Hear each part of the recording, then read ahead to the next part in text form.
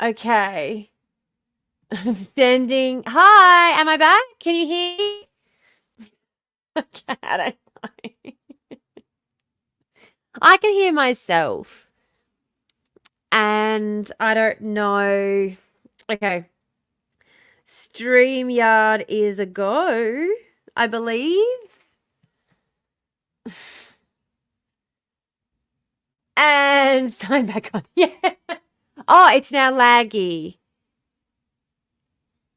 I've heard Tam say, and sign back on 4 times now.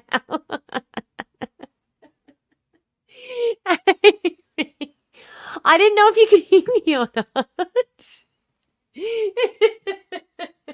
Thank you, Lily. Now I'm going to see where fucking, what's his name? Where did Maddie go? Now I got to find fucking Maddie. God.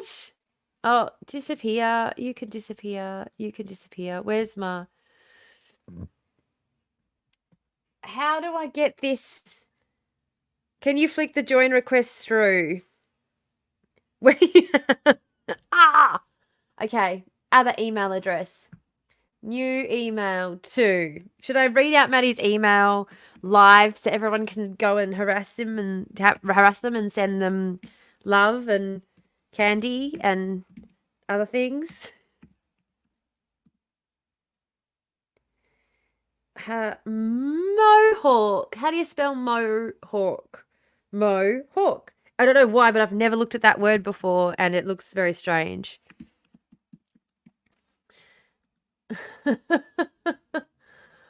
Mohawk. I'm just going to keep typing Mohawk now until it looks normal. Ta-da!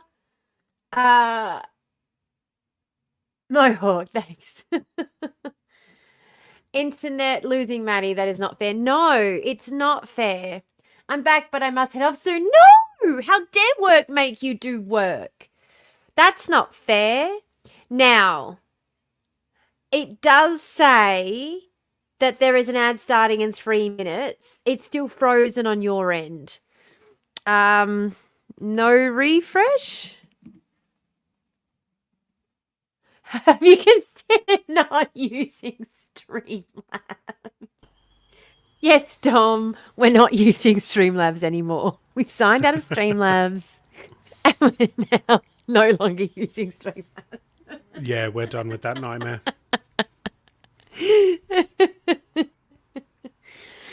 To be fair, it is trash. It is trash. But to be fair, the fact that I can, it's the only way I can live stream to TikTok without using my phone, which has the script on it that I need for today.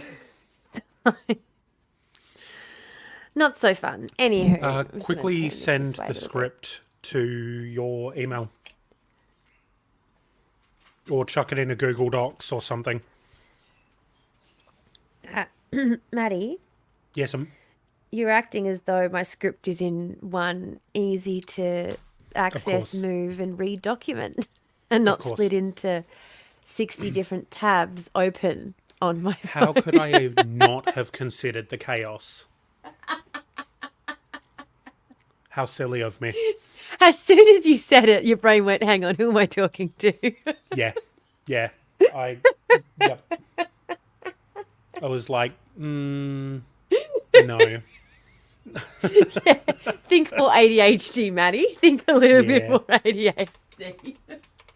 I literally, when I was opening I was opening a link before and it opened in Safari and I freaked out because I was like, no, Safari, it's not supposed to open them in Safari. It's supposed to open them in Chrome. Safari's where I do my research and where all my tabs are open.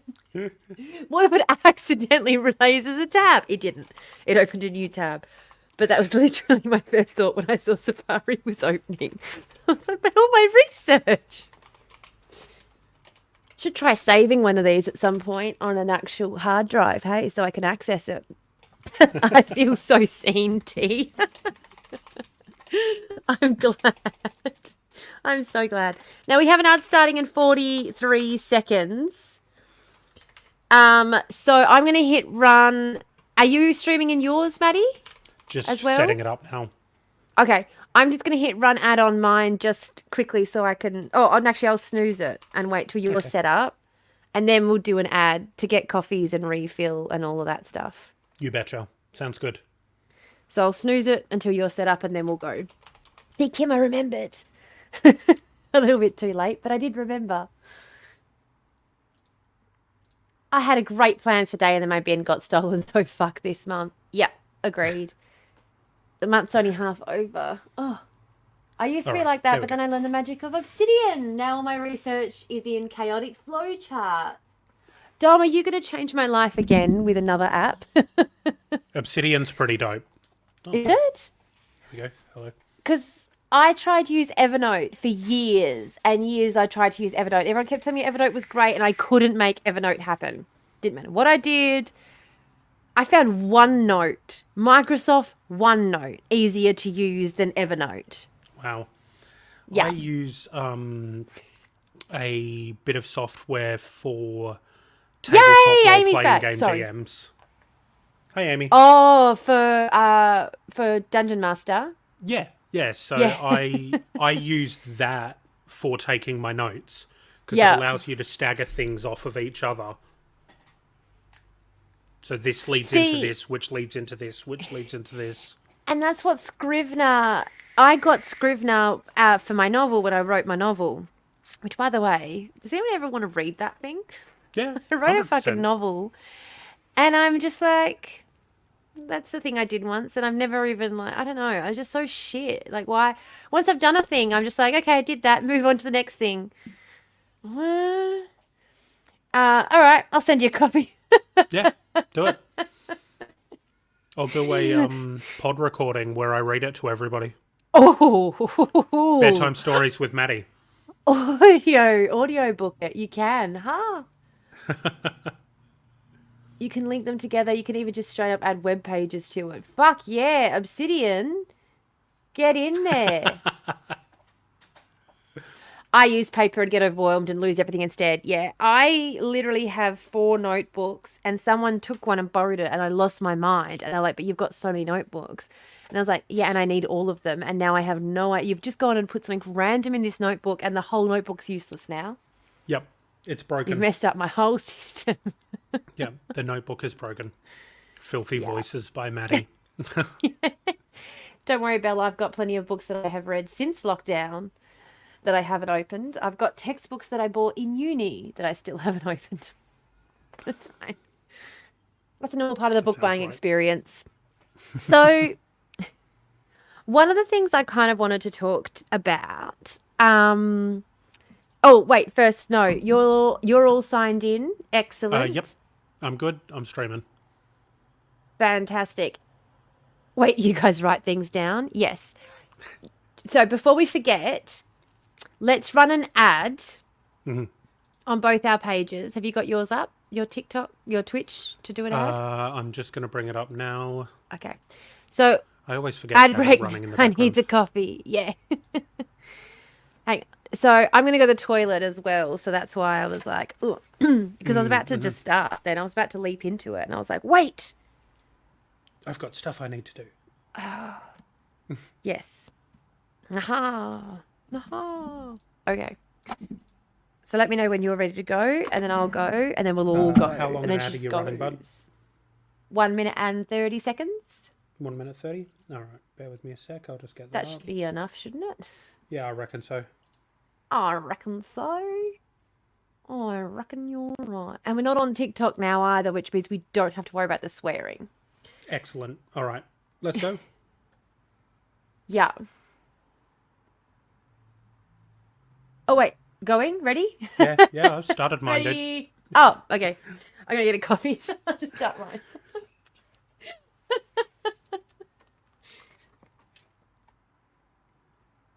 Oh, coffee. Oh.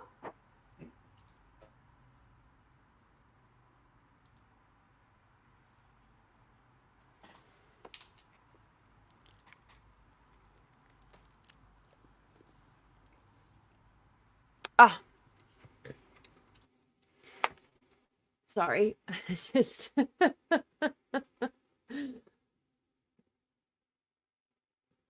An error occurred which caused Streamlabs Desktop to close. Don't worry, if you were streaming or recording, that's still happening in the background. No, it wasn't.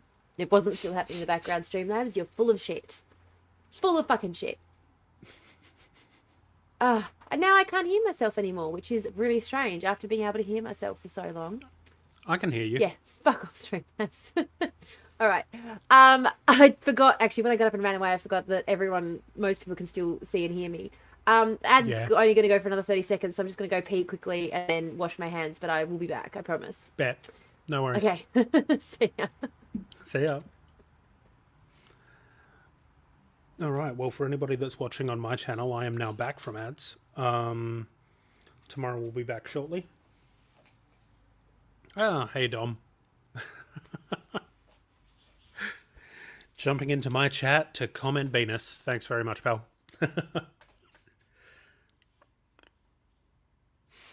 Yeah, tomorrow we'll be back shortly and we will get on with it.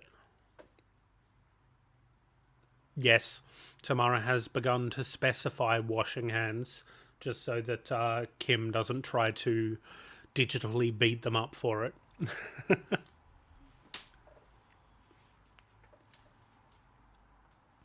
Traumatized.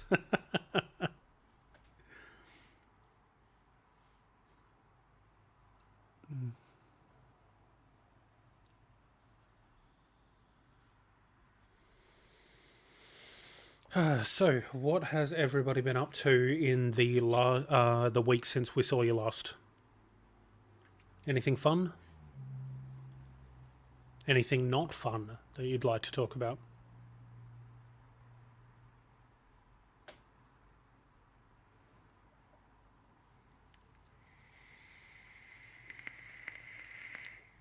You put your neck out. Well, that sucks. I've been there. It's not a fun time. Don't know what you did, Amy. I don't know that you did anything.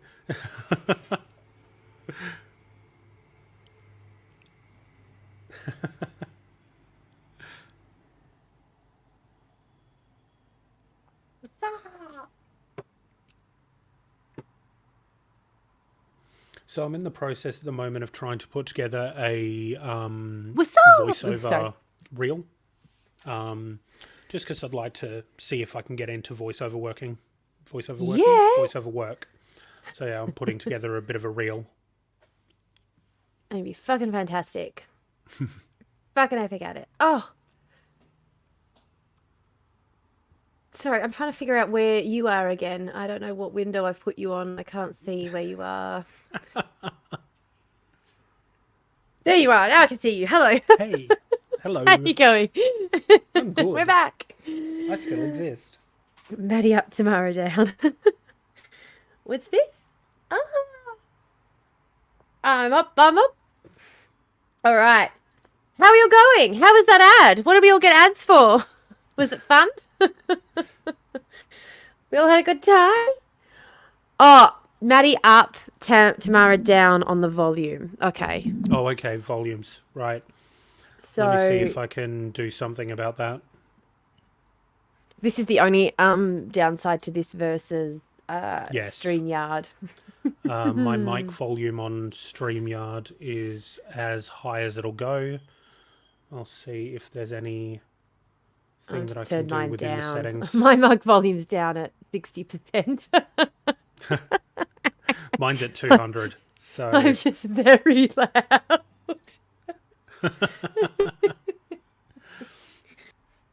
Let's see. How's that? Is that any better? How are we sounding? 60, negative 60 plus 200. Yep. Yeah. Yep, that's where we're at.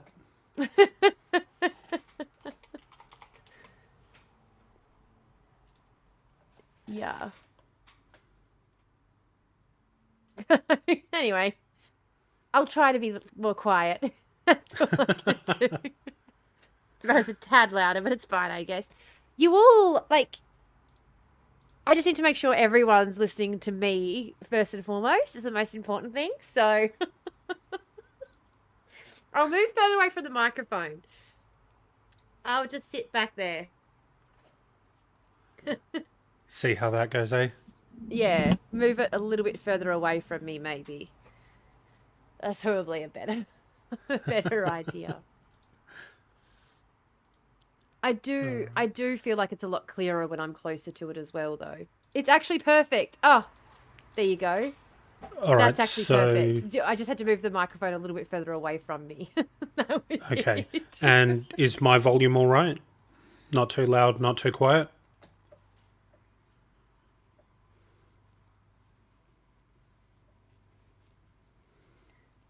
Yep. All good. Everyone. All right. We're all Fantastic. good. We're perfect. God, I do love though that when just earlier when we were laughing about the lack of actual script and the fact that it's in just 20 different fucking tabs.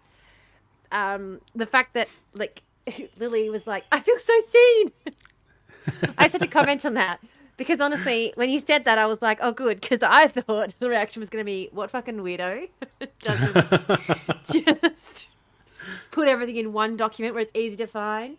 But when that's not the reaction, when the reaction is like, me too, I'm like, oh, it looks terrible. It is. The ABC News website. Yeah. I knew they weren't talking about us. We look fabulous. Have you seen us? Oh, yeah. 100%. God.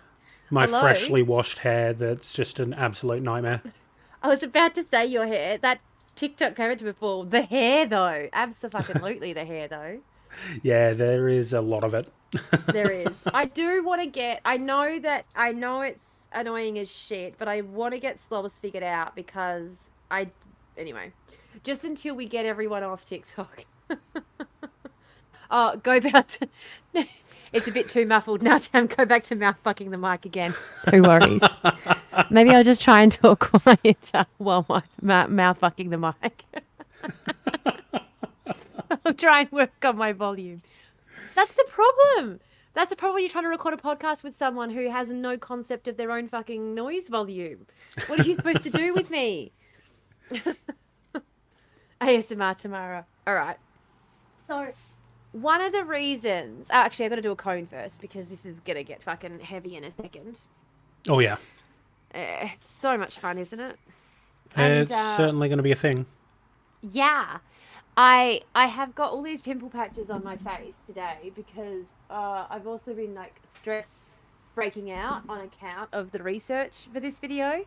I'm the same, RE personal noise volume, yeah. Because it's quite distressing to hear about this stuff. And so in that vein, I do want to do a bit of a trigger warning at the beginning of this piece today because I am going to share a bit of a video that is going to be quite distressing for some viewers. I'm sorry, I'm laughing, but it's going to be distressing for everybody. Like anyone who sees it's going to be fucking distressed. Yeah. The reason I'm saying it'll be distressing for some viewers is because some viewers, when I was first made aware of what was happening to our children in detention, it was 6 years ago. Mm-hmm. 6 years ago, and we were being shown footage and video of what was being done to these children who were in detention as a part of my criminology undergraduate degree. Were being shown footage of how children were being treated once they were in detention. Now, what I think is very difficult for a lot of people... Oh, there's a slight echo. How did you get an echo? Okay, let me see. How did I get a fucking echo? Yeah. And regardless of what I've done to my computer, I'm echoing as well. I was going to say, what? Could hear you clicking. What were you doing? I'm trying to work out how the hell to stop this echo happening because now I'm hearing myself like 4 times over. Right. And it's going to drive me insane. I thought you said you figured out the echo. I thought I had. Haven't figured out the echo. I genuinely thought I had. Maddie is so much louder now. This is a mess. Yeah. Let me just... Yeah, no, All and right. that's why I wanted to give a warning, Belle. I wanted to give a warning before we got into this one because when I was, I apologize for the echo. I'm just going to get through this bit quickly and then we can. I can probably. Would you want to try? We could. I don't know. We could probably try going back to Streamlabs. Do you want to try go back to Streamlabs? Just first, how am I sounding to everybody at this point? Like, is this too quiet for you guys?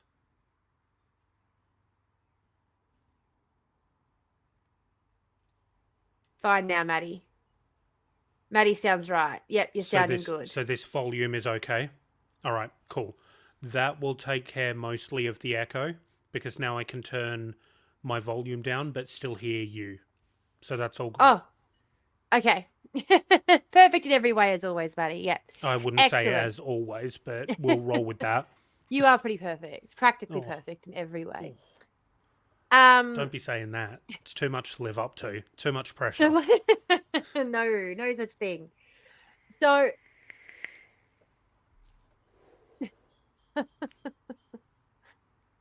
So one of the reasons why I wanted to give a little bit of a warning beforehand is because when I was first introduced to this footage, when I was studying my little baby undergraduate criminology degree, the being exposed to this footage and seeing what was going on and doing this sort of introductory research into this topic broke my brain.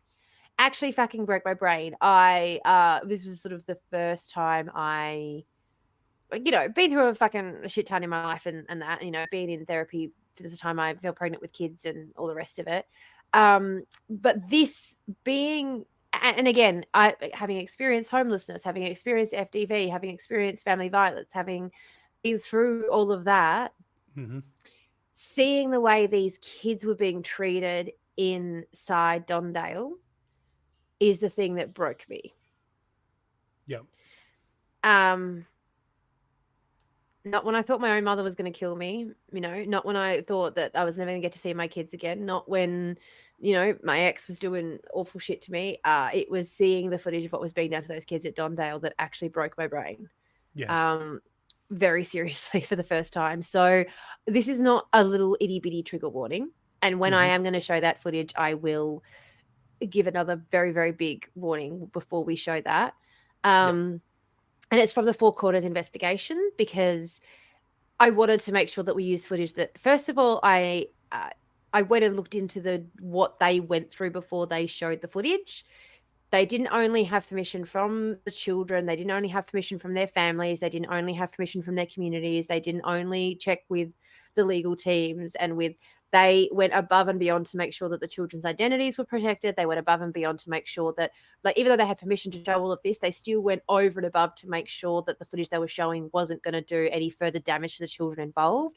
Yeah. And that's why I'm only going to use the footage that ABC specifically have used, which is why I'm going to use the ABC Four Corners report to show you the footage. We aren't going to be looking at the Dondale footage today. We're going to be looking at the Banksia Hill footage.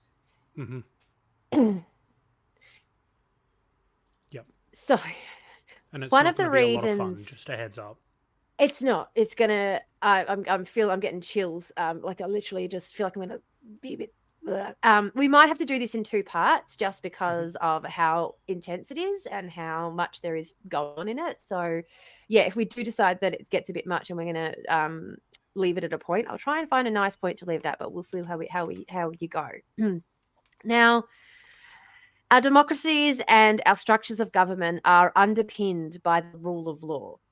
We all kind of assume that. All right, Belle. See ya. All right, no worries. See ya, Belle. Love you lots. Now, our democracy and our structures, our entire legal system is underpinned by the rule of law. Fundamental to the rule of law is the concept that all persons and agencies within our executive government are bound by and should comply with the laws enacted by the legislature to protect the rights of individuals in our society. This is particularly so if those individuals are children and young people, and even more so if they are in the care and control of the state. What's really concerning whenever you sort of try and consider the rule of law and how it operates is that our judiciary is entirely reliant on the attitude of the executive government towards its findings to see its rulings carried out in the community. The courts, after all, are unable to enforce their own orders. They are, in not just a large part, but almost entirely dependent upon officers of the executive government to execute and enforce them. The judiciary is often seen as an extension of the armed wing of the state for this reason. However, the judiciary is supposed to act completely separate and in opposition to the government. It's really concerning, therefore, when often legislation is written in such a way that while it gives the appearance of protecting the public, it's often written in such a way that it, in fact, provides protection for the members of the executive branch of government to protect their actions when they act against the people of the public. This can be seen. This can be seen in the way that the Young Offenders Act of 1994 and the Young Offenders Regulations of 1995 have been written, and how they have been used in defending the actions of members of the executive branch in their treatment of young people in their care at the Banksia Hill Detention Facility. Welcome back to Two Girls, One Garbage Can, the Ozpol podcast where we try and make sense of the garbage can state of our Australian political system. But really, who the fuck can make sense of our garbage can political system when this is what passes for the rule of law in this country? These regulations have been written in a way that ostensibly doesn't allow the executive branch of the government to treat children in their care in anything less than an upstanding method. However, a recent High Court decision in Western Australia has ruled the treatment of children at the Banksia Hill Detention Facility isn't only unlawful, but it contravenes basic human rights. In fact, it's been labelled as torture. Yep. That's right. It is government policy in the state of Western Australia to remove children as young as the age of 10 from their communities and put them in a facility that, due to massive failures in government funding, torture has become par for the course and an acceptable format in the way Banksia Hill operates. This is not... The Young Offenders Act allows certain isolation tactics to be used in order to discipline children at the facility. The wording of the Act gives the impression that this is not in any way a solitary confinement, but instead is being done to monitor the children. However, the way that prison staff are being trained is that these facilities are being used in a very similar way to facilities like the Shoe we've seen on shows like Orange is the New Black. Or Oz, 3 children. Or anything. Yeah.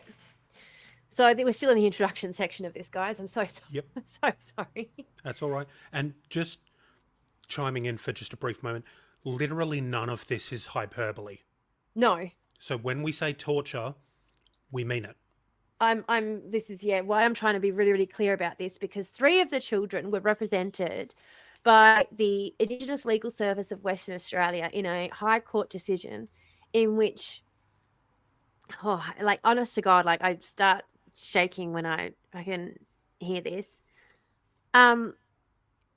Magistrates have said that the WA Children's Court President, in fact, has slammed Banksia Hill as being worse than any adult facility operating in this country. And he slams the impunity of youth prison management for the fact that nobody seems to be getting in any sort of trouble or having anything done about this. And in fact, while the High Court of Australia has deemed that 3 children...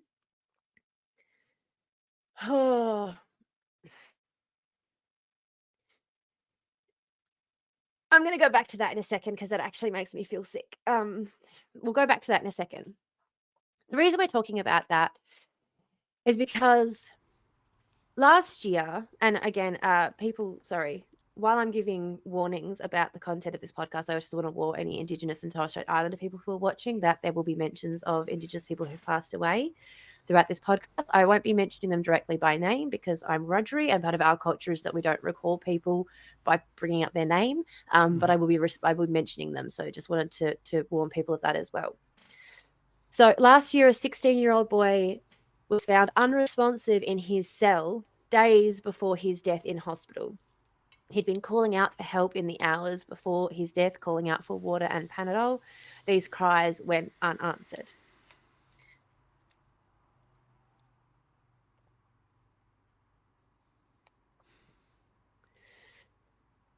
I've got so much information to share with you all, and it's going to be really hard to get through all of it, so I apologize. Tem, if you do need to send any of it to me, Yeah. so that you can have a break from speaking, just flick it my way and I'll take over Oh, when you need it. see, this is why I should write scripts, so I can send it to you, and you can write it. You can read it out for me. So, in 2022, the Western Australian government decided to open up Unit 18, a youth detention centre within Casuarina Maximum Security Adult Prison, in order to take care of some of the most concerning cases that had been assigned to Banksia Hill. Unfortunately, when the government says concerning, usually what they mean is children requiring additional care. That is not what Unit 18 was set up to provide. Unit 18 does not provide additional health resources. It does not provide additional psychiatric services. In fact, it only provides additional security in the solitary confinement units that these children are being sent to, and it provides no additional youth services at the facility at all. Mm-hmm. Unit 18 was opened in response to several issues within Banksia Hill Prison over the last few years, culminating in 2 riots that have broken out in within 18 months of each other. On Christmas Day in 2021, there was a riot at Banksia Hill Prison in which outside guards had to be brought in to quell the rioters. And then in 2022, there was another riot at Banksia Hill.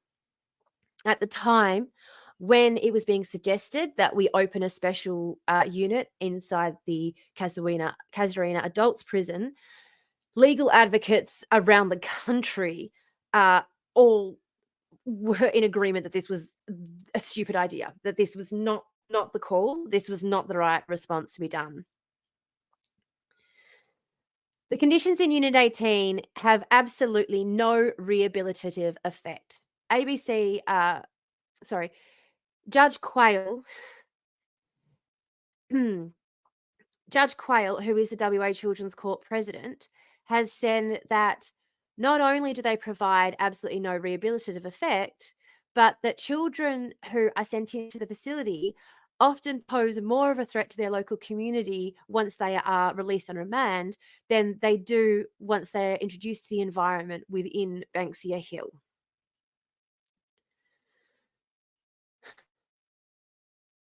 I mean, Judge Quayle's, I wonder why you Yeah. traumatize a bunch of kids who have already been through hell. Because kids don't make the decision to break the law just because it seems like a fun time.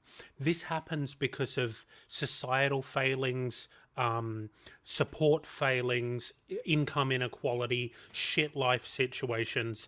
Like, there are reasons that crime happens.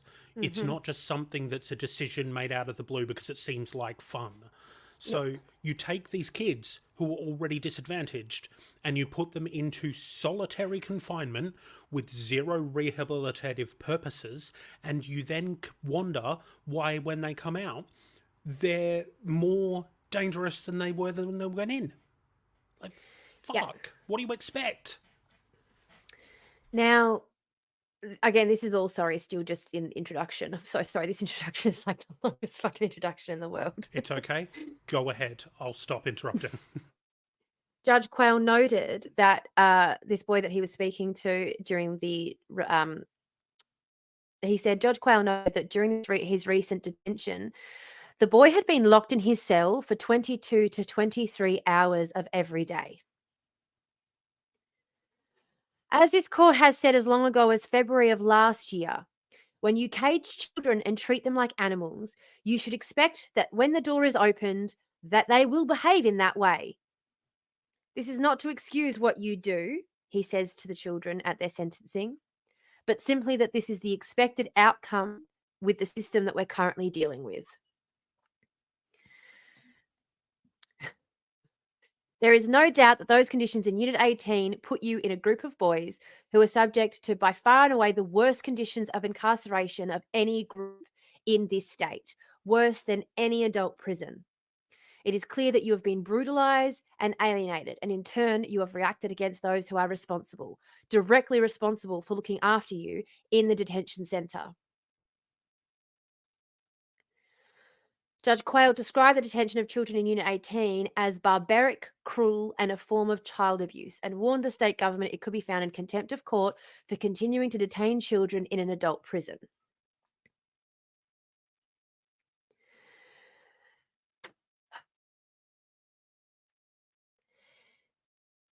Now, this is the part that we're going to get like really fucking upset about. I'm sorry.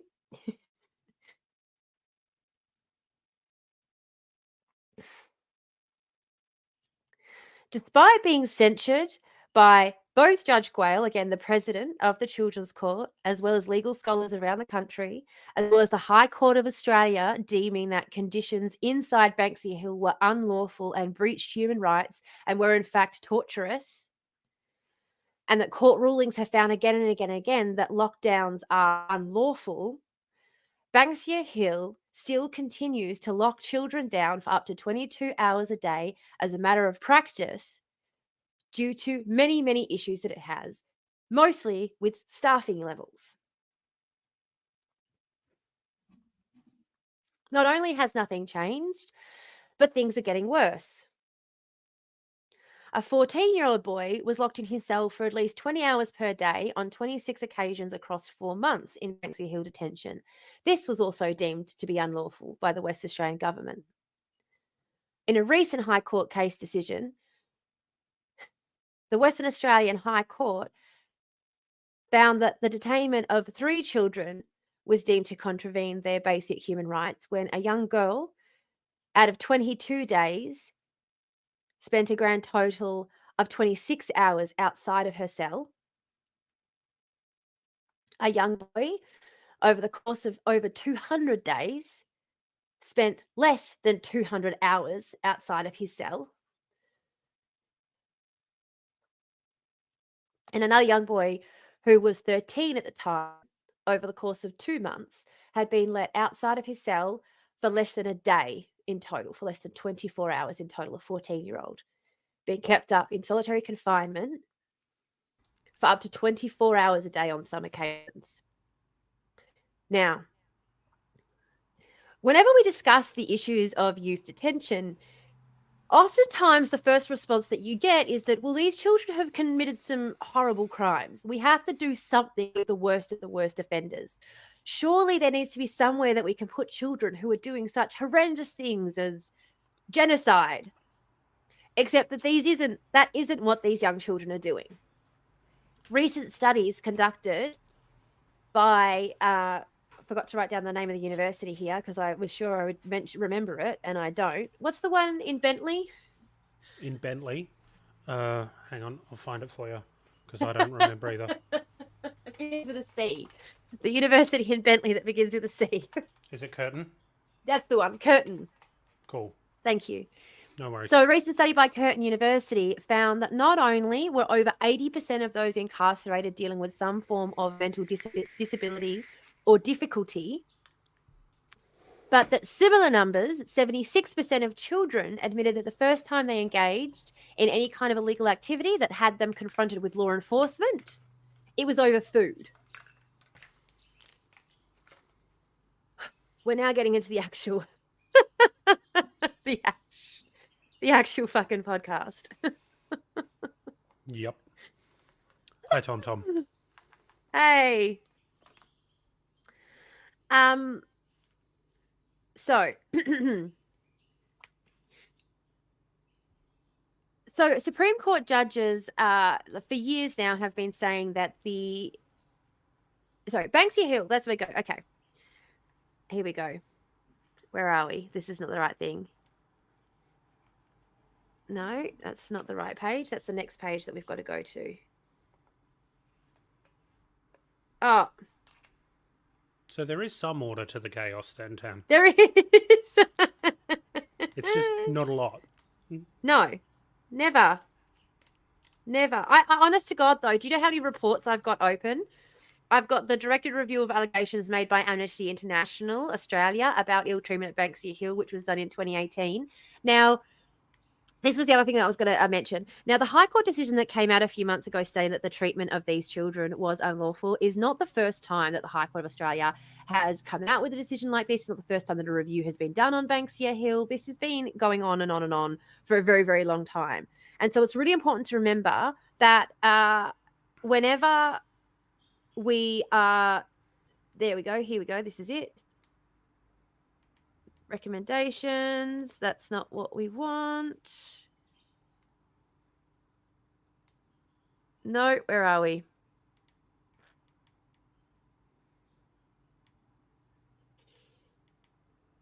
Okay. Fucking stupid thing. Sorry, one sec. You're all right. I don't know the clicky thing on the, oh, there's the other report. There we go. It's just management, staffing, amalgamation review paper from 2013 is the one I was looking for. Nope. That's the other incident. Okay. Here we go. Yep, this is it. All right. Hello, lovely people. Hello, Tom Tom. Okay. Now, do we need to have another break before I get onto this bit? Oh, there's an ad in progress. There's literally an ad in progress. We'll just sit here for 50 seconds until it finishes. Can you hear me, Maddie? I can hear you're you muted. fine, buddy. Yeah. You're muted. Okay. I was just adjusting the settings on this. So. Oh, you're okay. You're all good. I'm going to have a cone now, actually, before I get started again. Good plan, pal. Because I haven't done that yet. Yep. I also have to apologize to everybody for how I'm sure my voice sounds incredibly chipper and I am laughing a lot. I have that form of autism where you laugh when you're uncomfortable. It's a really awkward form of autism to have.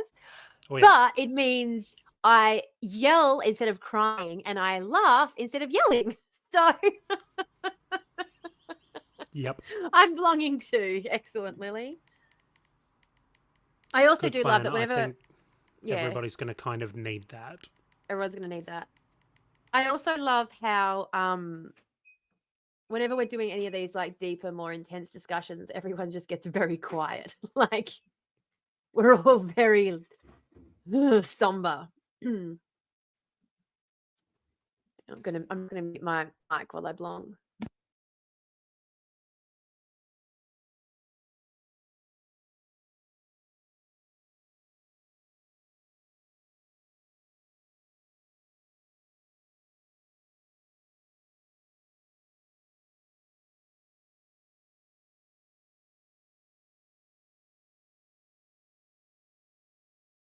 Listening to hear, not respond. Yeah. It's one of those episodes where the information is important. Although I will say, we do always appreciate you guys chiming in. It can help us sort of break up some of the intensity. Because if we wall of intense info for too long, it is pretty difficult to keep going at that level of mental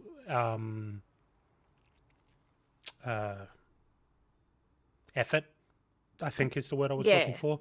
So a bit of a chime in from you guys every now and then is helpful to at least break it up and let us know that you guys haven't kind of just walked off and left us to talk about horrible shit by ourselves.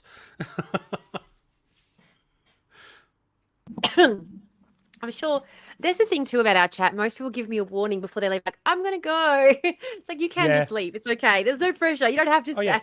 But you're welcome to head off if you want to. You don't have to. You don't even have to announce it if you're going to head off. But we do appreciate those who do. And we'd like to say goodbye when you're leaving. So, you know. Yeah, we certainly appreciate you.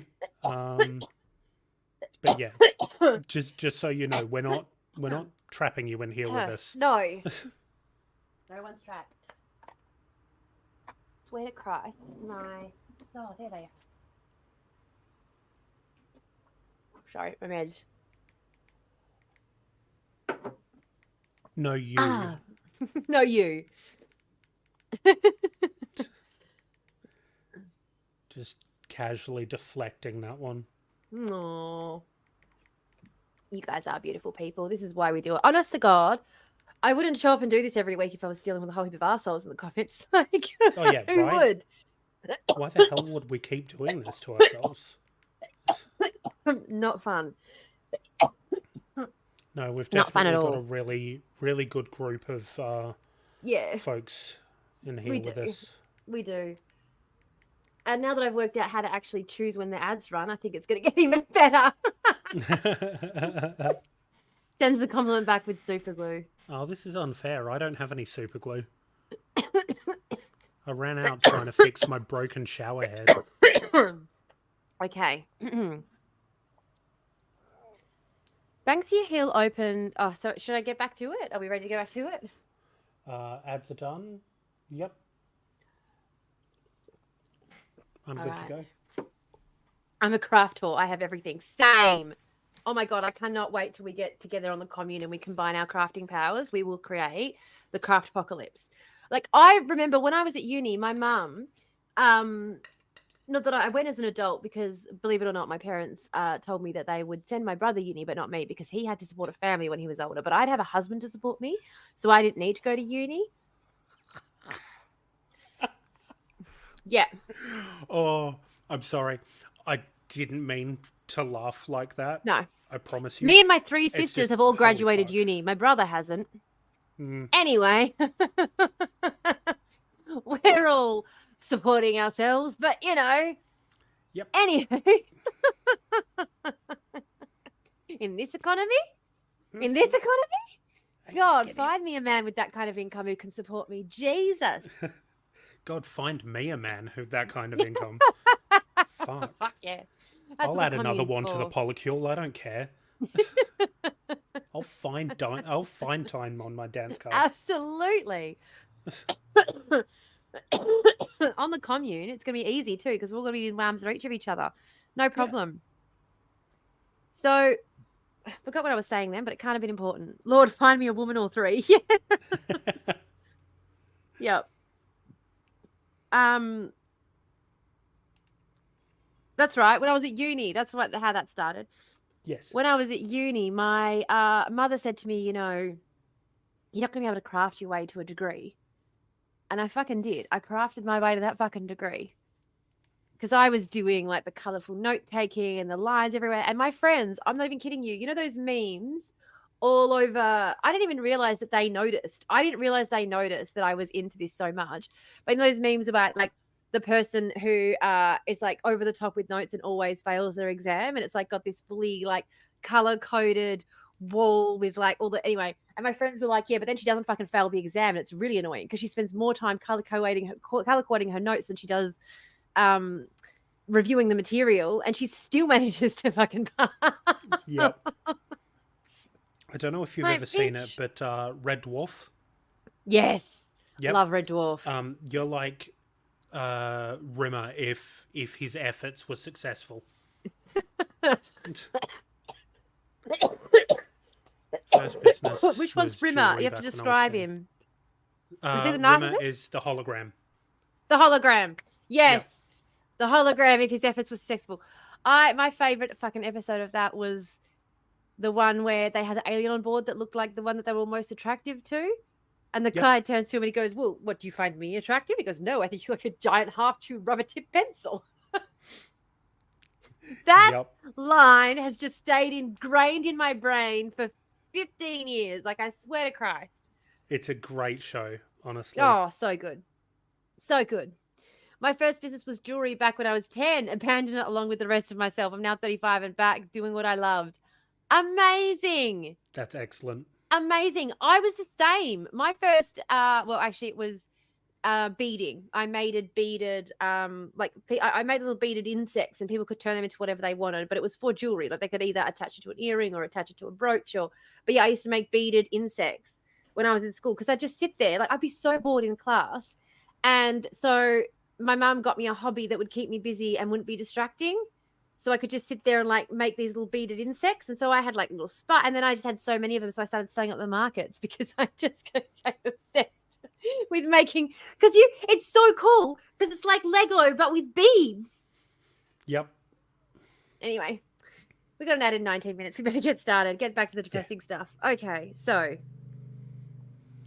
overview. Banksia Hill was opened in October 1997 to replace the Longmore and Nyanda detention centres. It is considered a maximum security facility and was originally designed to accommodate all young offenders, male and female, serving a sentence of detention.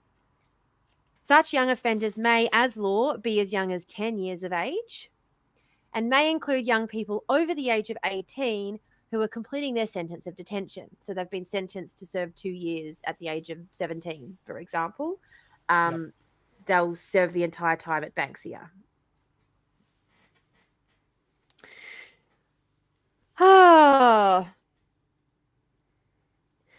In October of 2005, male detainees on remand and all female detainees were accommodated at the Rangeview Remand Centre.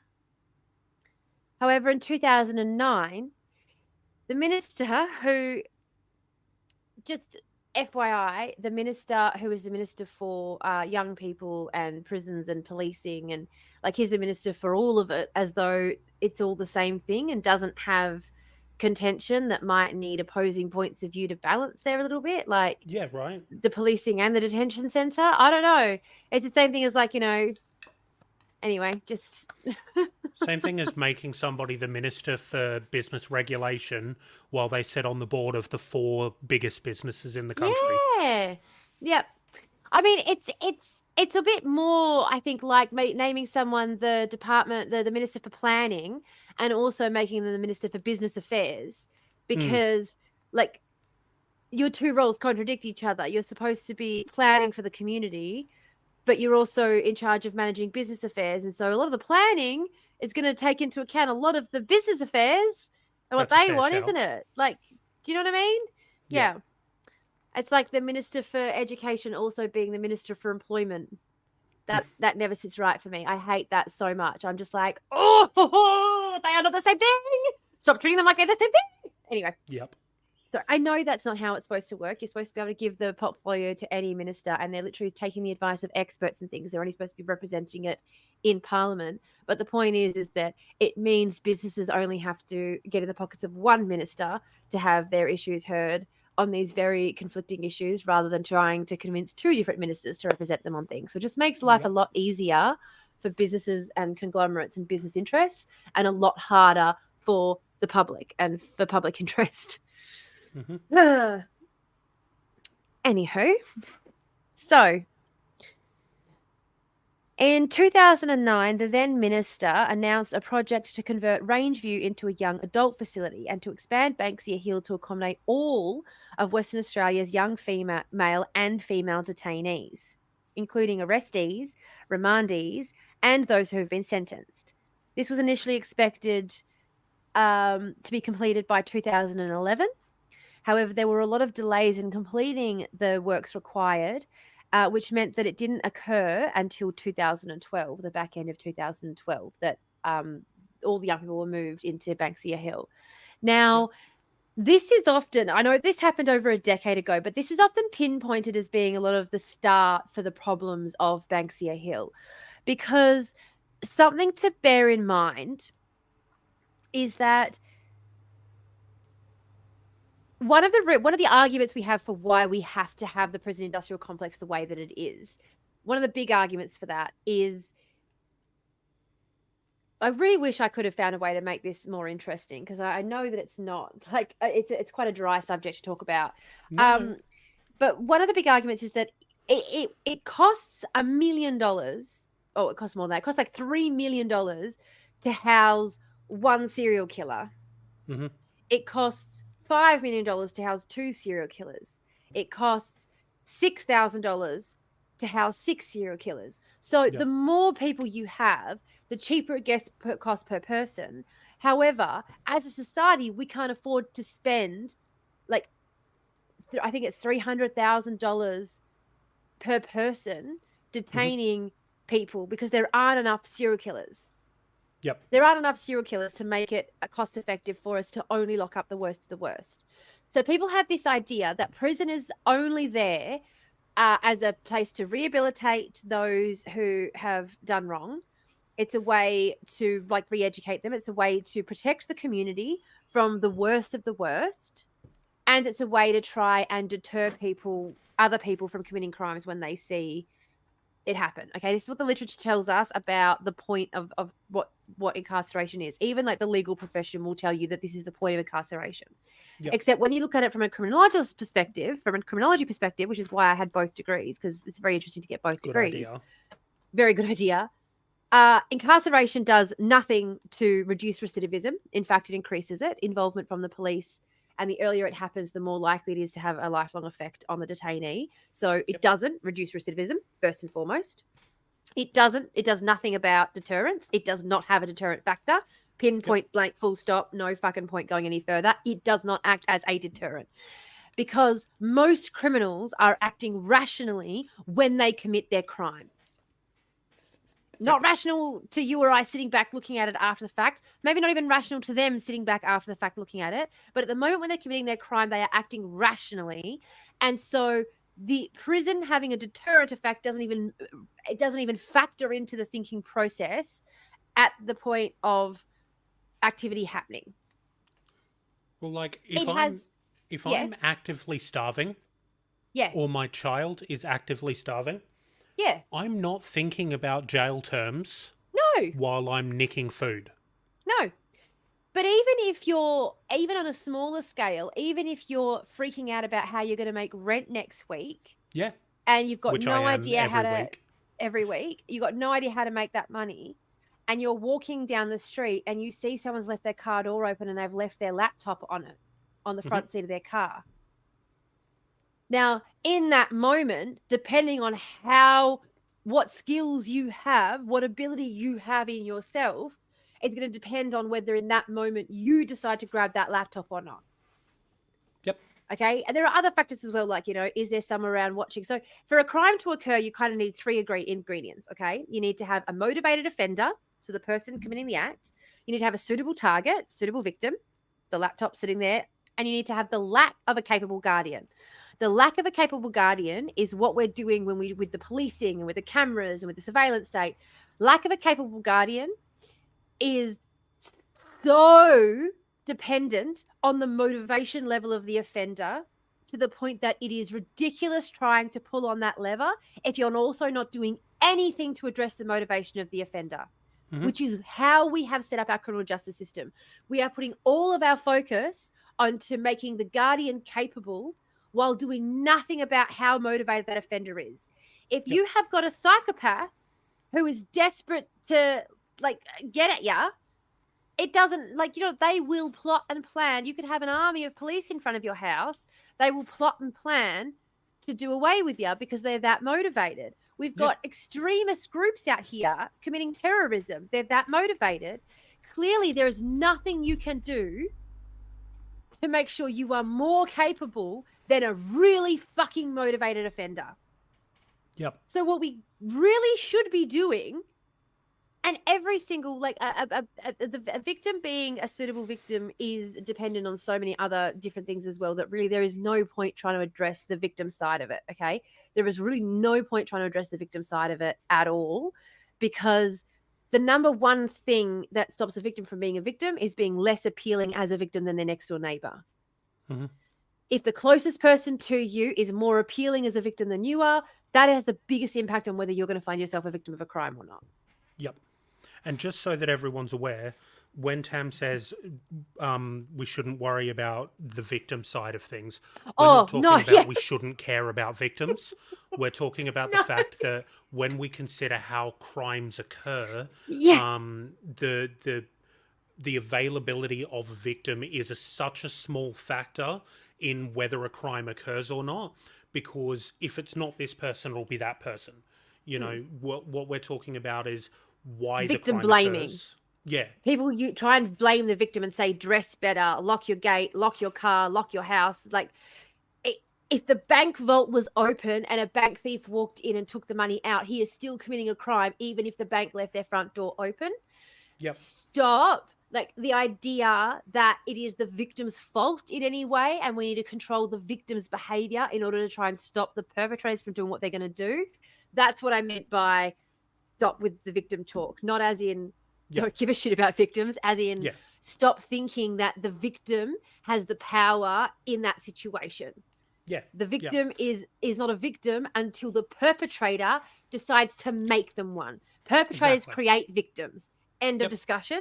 There's no need to try and tell people to control their behavior to prevent themselves even becoming victims.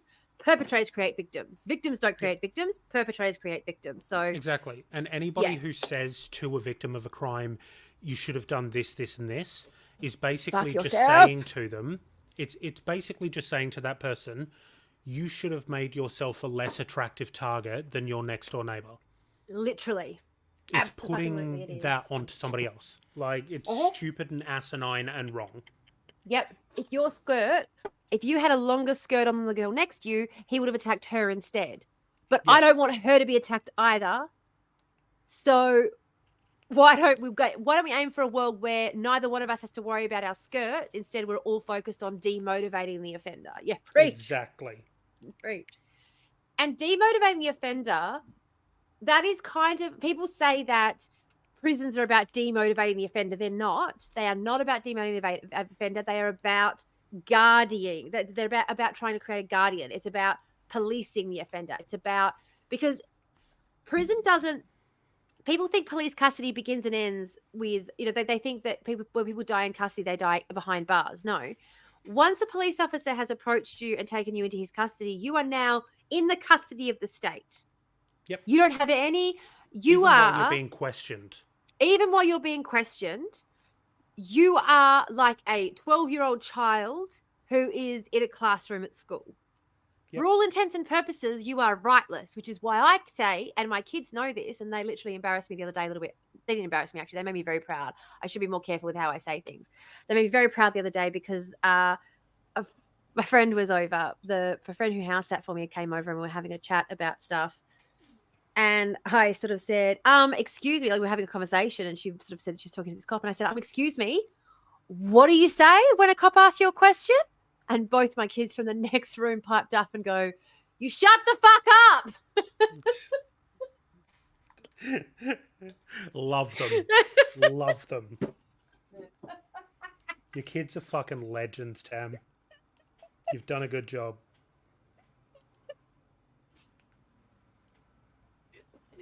Little chaos gremlins, bless them.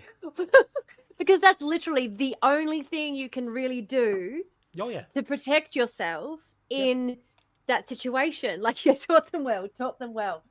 And that's the thing too. Yeah. But from that point on, you are in remand, right? You are a ward of the state. For all intents and purposes, you're a ward of the state. You're in the state's power. Mm-hmm. You are able to advocate for yourself because you're an adult, sure. But imagine being 10 and being in that same fucking situation. And you feel like, and especially because as children who are learning their place in the world, the way they develop that is by rebelling against authority figures. Yeah. A child at home has a tantrum and throws something at his mum. My son did it on camera the other night. My son took a piece of fruit and threw it at my head the other night because he was frustrated because I told him on live. God damn. Boy was out to make a point.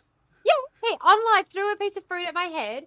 And I had to hide my face because I didn't want him to catch me laughing about it because I thought, holy fuck, if he sees me laughing, he's going to think it was a moment. It was a moment. It's all over. I'm done. I've lost all authority as a parent if he sees me laughing about this. So I'm looking down and I'm just like, holy shit, do not look that way. And then I looked over and I said, like, I can't remember what I said, but it was like, you leave now. Yep. That's wow, dude. It was. I don't even know how I'd handle that. Hey, like Well, I mean, this it's, is you know, why I have cats rather than kids, because at least with yeah. cats, when they do something wrong, I Oh, can yell at them to like yeah. get off the counter. But kids, I might fuck them up if I tell them to stop being little shitheads. Oh no, Ohio Uh, Red, that's so sad.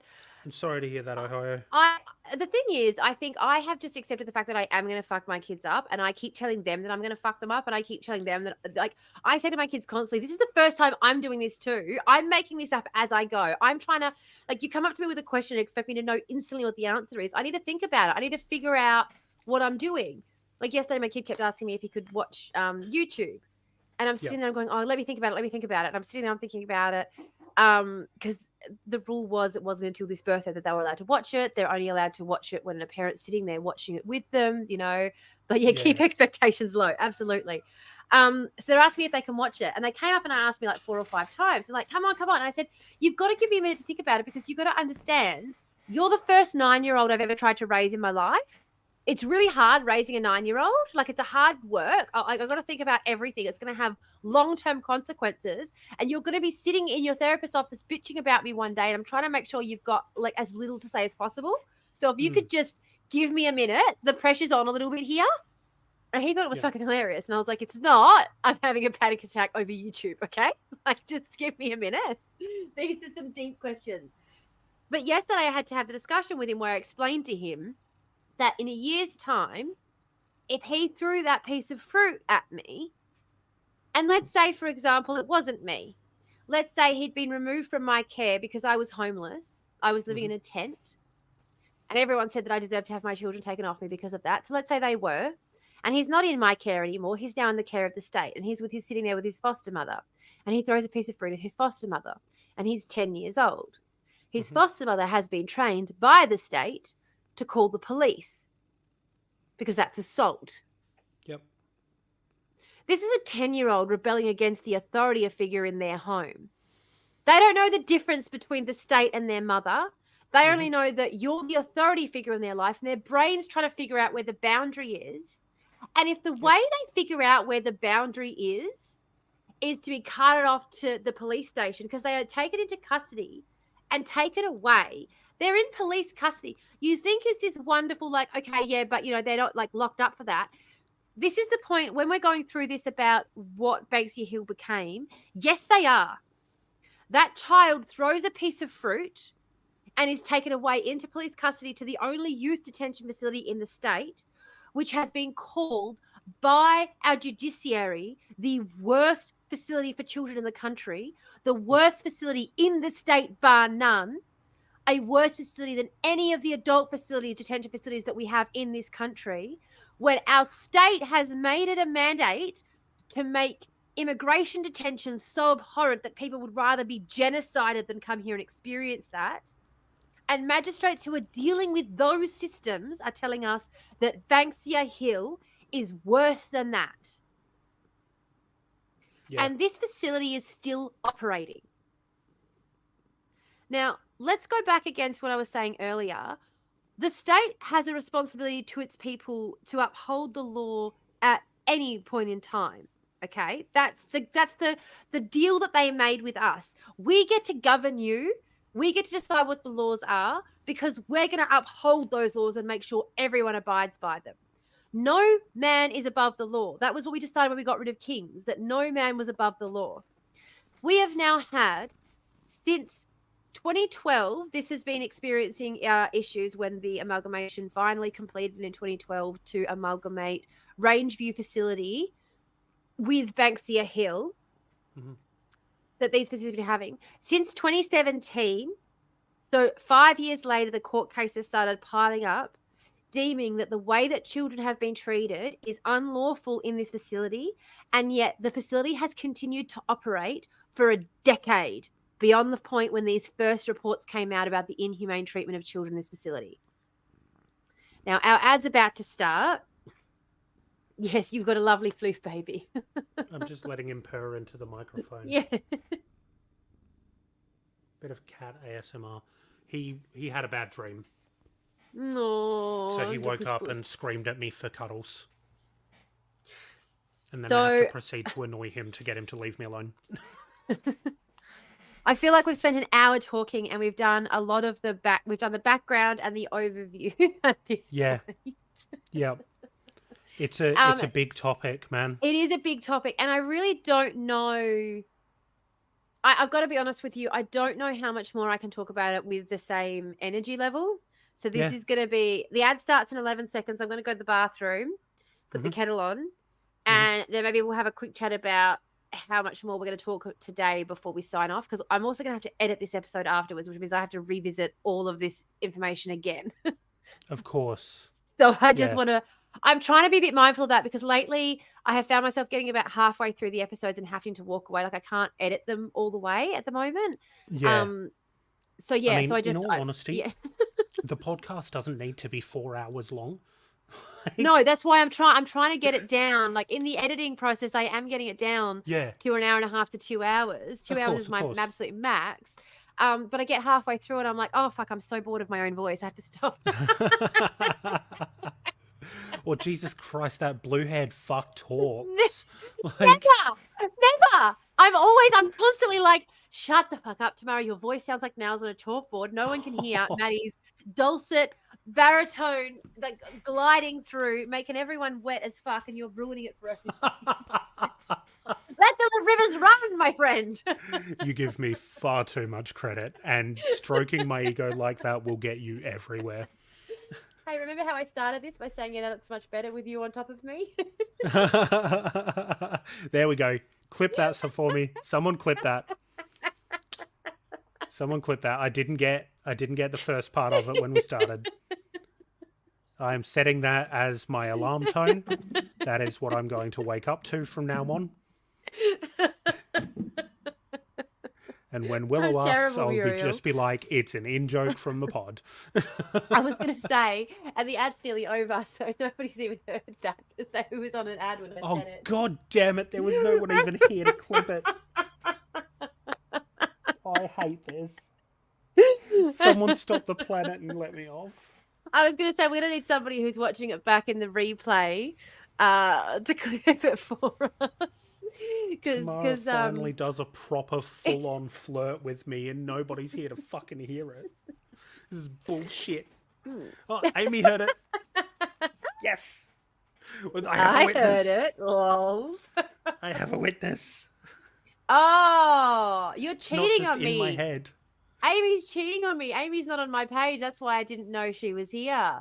Amy's on mine. Hi, Amy. Yeah.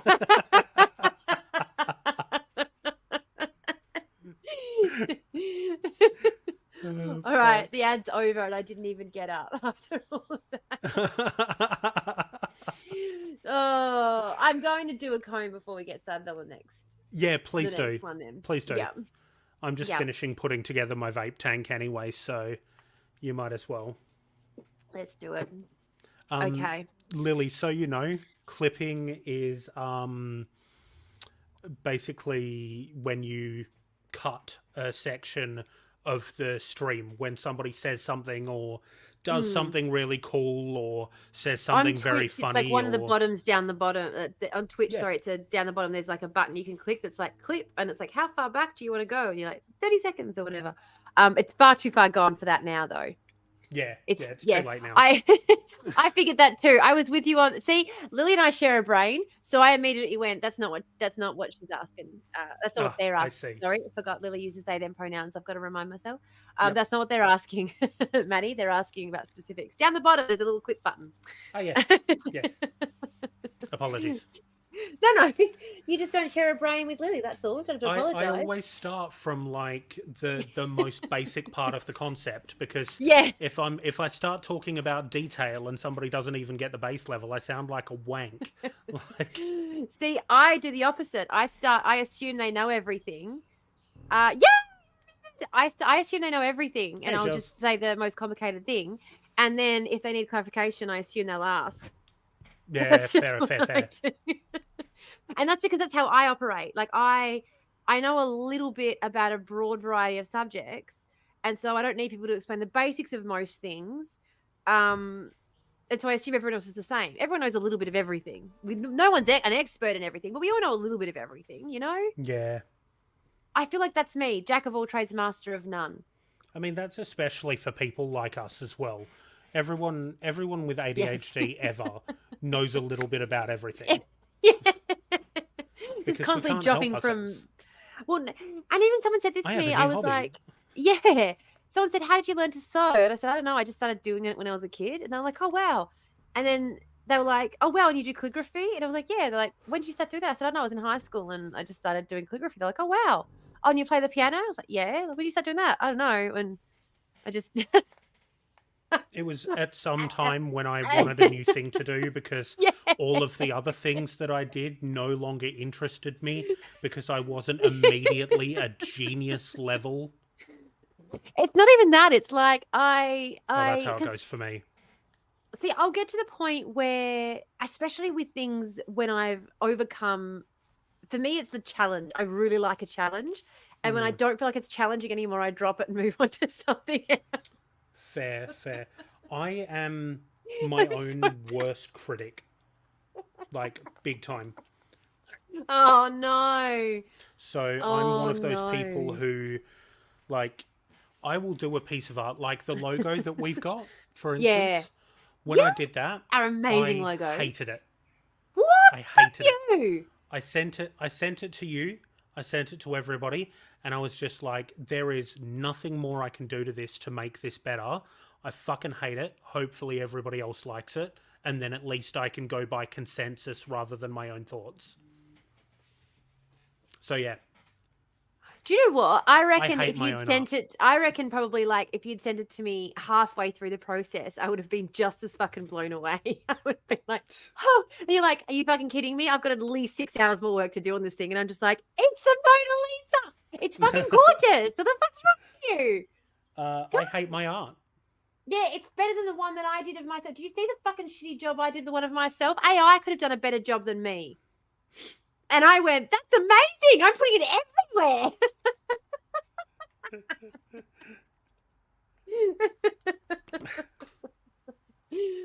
Jack of all trades, master of some, oftentimes better than master of one. Yeah. Yep. I agree with that, Tom. Absolutely. Defamin. Can we block Defamin? Someone's already done it, haven't they? I bet you someone's already done it, and I'm saying that. Yep, it's already done. Love it. Lily's already banned him even before I even had a chance to open my mouth. Smash him. Yeah. I don't even know why I bother saying anything. I should just ignore them when they pop up. There's no point even worrying about them. Yeah, right. You don't want to say their name out loud on stream. Somebody, one of our million mods has got them. Yeah, definitely. I will just say, I noticed, that was why I noticed that Amy wasn't on my page, because they didn't have a sword. Yes. Yeah, so you better go make some mods on your page while we're here. You probably should, hey. You probably should. And reported. Bang. Done. Good one, Lily. Fucking amazing work. Amazing work. Legends all around. Okay, now let's get back into this, shall we? Oh, yes. This is terrible. So, see ya. Thanks for visiting and bringing me treats. See you later. Bye. Bye. Swords. Pronounce the W. Sorry. Yes, in our grand tradition of mispronouncing things, we must always mispronounce things. So, as I mentioned, that in 2009, the minister first announced...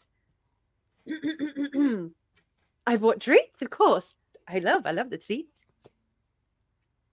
So in 2009, the minister first announced the project to convert Rangeview into a young adult facility and have all of the detainees moved to the Banksia Hill facility. This wasn't completed until 2012, a full year and a half after, a year after the project was supposed to be completed.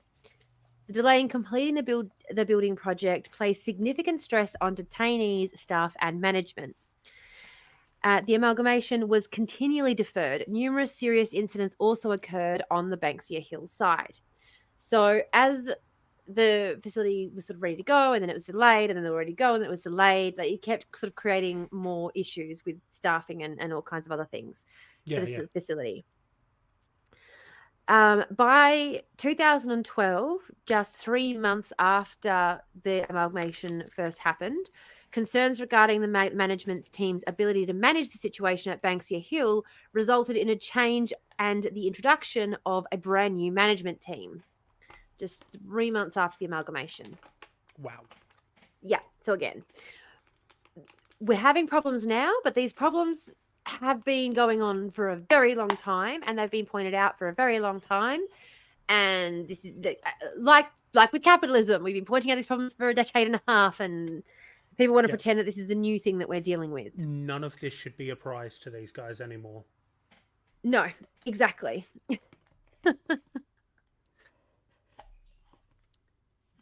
So, in the 2012 investigation into the crisis that happened during the amalgamation and the detainee response, the Office of the Inspector of Custodial Services of Juvenile Custodial Facilities have painted a picture of constant staff shortages. An inspection carried out in 2011 showed that frequent shortages in the staffing were noted by the inspector, and they warned at that point of critical importance of maintaining adequate staffing levels into and beyond the amalgamation period. So this was flagged as an issue by the inspector back in 2011. And this is before the amalgamation even happened. They were already having staffing issues at that point before they had the influx of detainees. Yep. Yay. Yay. See, I didn't even mention that one. Kelly was just straight on it. There were a number of contributing factors to the alarmingly high levels of staff absenteeism. It was clear that Banksia Hill was unable to assertively manage the problem, with chronic under-resourcing of human resources at the centre level and a lack of support and resources from head office. So they were understaffed at the human resource level. They were understaffed at like the infrastructure and maintenance levels, and this led to a flow-on problem where they then became understaffed at the working level because there weren't the staff there to continually replace staff turnover. Now, it is well known that custodial sentencing has a high turnover of staff due to the demands of the job. It's quite a difficult facility to work in.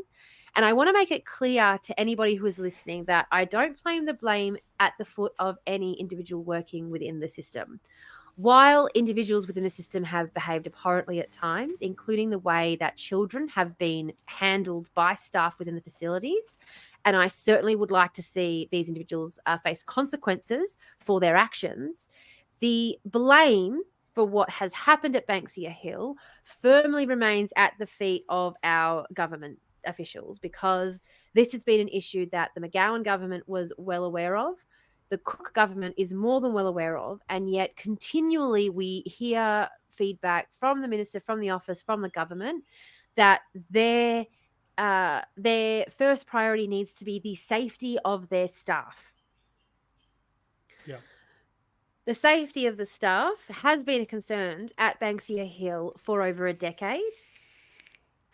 The continual focus on the safety of staff has done nothing to mitigate the issues happening within the facility, because the safety of the staff is a consequence of the mismanagement of Banksia Hill. It is a result of what has been going into the facility. And so using the staff's safety as a smokescreen for the government's mismanagement really is quite bullshit, because the staff are only at risk because of how poorly the McGowan government has managed the facility. Yep. These staff would not in any way, shape or form be at risk if the government took a more proactive approach to the way that they were treating children within the facility. Mm-hmm. Because the response to the issues with the staffing results that were taken on by Banksia Hill after this time show that not only was the 2012 report completely inadequate in really addressing the issues in Banksia Hill and why they were an issue, but because of the focus, the language really focused on how under-resourced the staff were, how under-supported they were, how few staff they had in the facility, and that poor management of this amalgamation was another crucial contributor to the deterioration of the staff culture and morale. While the report said that the amalgamation was a textbook example of how not to undertake this kind of project, despite the best intention of all involved, a fundamental error was the discontinuation of the project coordinator role and abolishing the management to start all over again. So, like, just dealing with staff turnover by turning over more staff. And that the culture, there was a distinct culture at Rangeview and a distinct culture at Banksia Hill. But so much of the report focused around this culture and the lack of cultural cohesion, that it really ignored the way that the treatment of the detainees themselves was at the forefront of what was causing this issue. Yeah. So while the report mentions differences in culture many, many times, it doesn't at all detail what kind of culture it's talking about.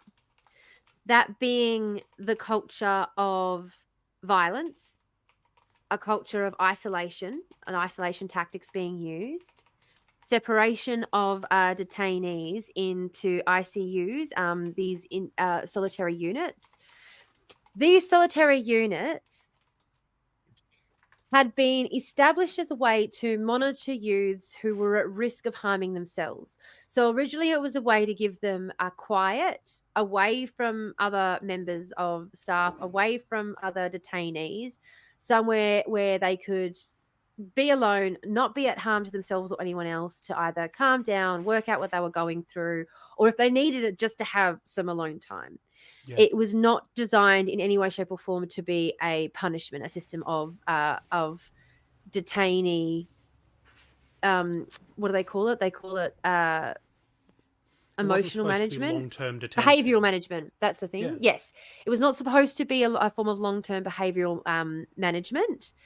It was specifically supposed to be done with the intention of the wellness of the detainees. Yeah. Giving a space for somebody who's overstimulated to have a place that's theirs to calm. Yeah. Yeah. Now, unfortunately, workforce attendance was an issue for both facilities long before the amalgamation happened. And this amalgamation was sort of being pointed, like Banksia Hill didn't sort of show a serious staffing shortage, but there was a staffing shortage, obviously. Rangeview was sort of showing more that it was having serious staffing issues, a really hard time holding on to staff. And this got much worse over the 3-year period in between inspections. It was noted that the deterioration was substantial. The shortage of custodial officers led to rolling lockdowns, cancellations of activities, and increased levels of overtime. This is a line that keeps getting overlooked in report after report after report.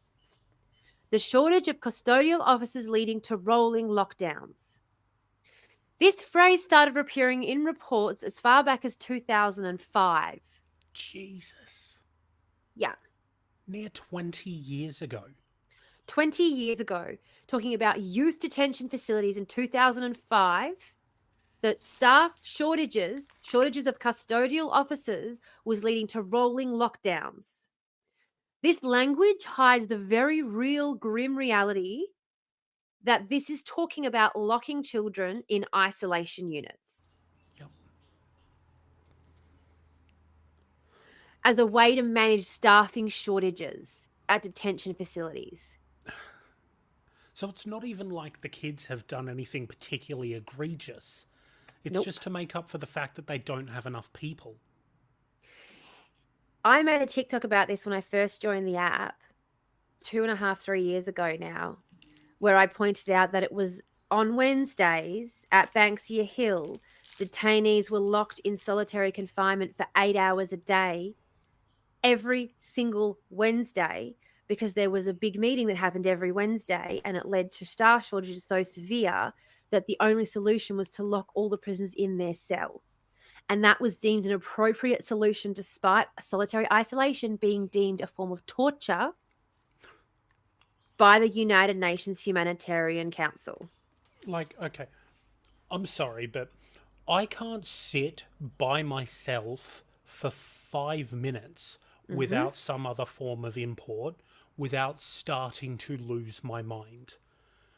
If I was made to sit for 8 hours in a room by myself with nothing to entertain me, I would come out of that room swinging. Mm-hmm. And these are kids. I am 37 in a week. Yep. These are children. As young as 10. My kid who threw a capsicum at my head because I didn't let him read the book that he wanted. His brain thought a rational response.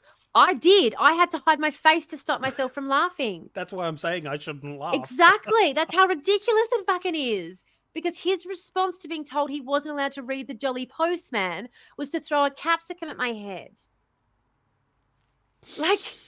You won't let me read The Jolly Postman? Here's a fucking delivery. Yeet. Literally.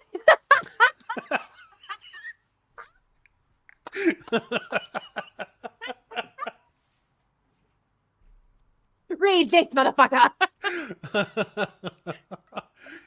Your package has arrived. And what's really disturbing, sorry to bring the mood crashing back down really, really quickly. What's really disturbing about this is every time you mention the fact that this facility is used to lock up children aged 10 up to and above the age of 18 for those who are finishing their sentences, the first thing people will say is, well, it's rarely under the age of 12. As though it's okay to rarely commit human rights abuses on 10-year-olds. It's okay to commit torturous human rights abuses on 10-year-olds as long as you're only doing it rarely. Oh, and even worse. Oh, but they're 2 years older than that. They're 12. Yeah, so that makes 12. It fine. Yeah, they're 13 years away from their brain being fully developed instead of 14. Like, it's so much better. Yeah. Oh. Yeah, tell me about it. So who's in charge? Just a quick question, and purely for science reasons, not because I'm planning on going and letting someone catch hands.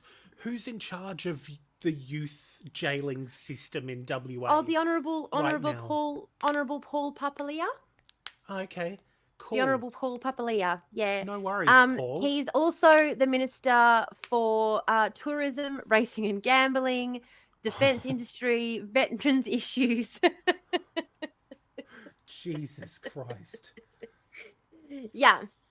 The Minister for Racing and Gambling and Imprisoning Kids. Yeah, okay. Yeah. Uh-huh. Mm-hmm. That makes sense. What the actual fuck? What the actual fuck is correct. Yeah. Well, I tell you whose officers I'm going to go find. Hey. For a conversation. Nothing else, Azio. Just in case you're watching this stream. Yeah, we just want to go and ask him. That's all. We just a little chat. Yeah. Unfucking real. Yeah. He's also the Minister for Police.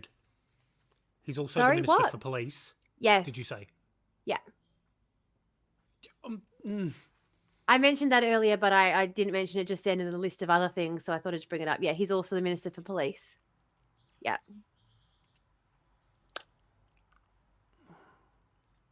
Yeah. Conflict of interest.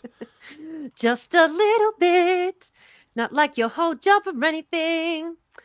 Now. Yeah. Fuck. Back to where we were. Sorry for interrupting. No. You're okay. Where are we? But honestly, we need to interrupt away. Otherwise, I'll honestly just keep monologuing about this for hours and hours and hours. Yeah. We were at the point where they were You were talking about how they would lock kids away every Wednesday because of a big meeting. Yes, yeah, that was the up until all through COVID that was happening, all through COVID, and I'm not sure, I haven't found anything that said that has ended. Mm-hmm. But yeah, that became their policy during COVID. Now, here we go. Is this the one? I'm pretty sure they're public, Juzzy. Who's Puzzy? Are you studying to be a lawyer, Tamara? Look, eventually. Ish. But yeah, I think detention centres are public, not private enterprises. I think Some of them. We do some of have them. some. Banksia, I'm actually not sure if Banksia Hill, I'll have to look into it. No, Banksia Hill. So Rangeview was closed down and it was actually turned into another facility, which was a private facility. This is going to be a bit controversial for everybody. So, oh God, it was a privately run facility, privately owned. They wouldn't let the union in. And so the Labor government decided to close it. But the reason they wouldn't let the union in is because it's the police union, basically.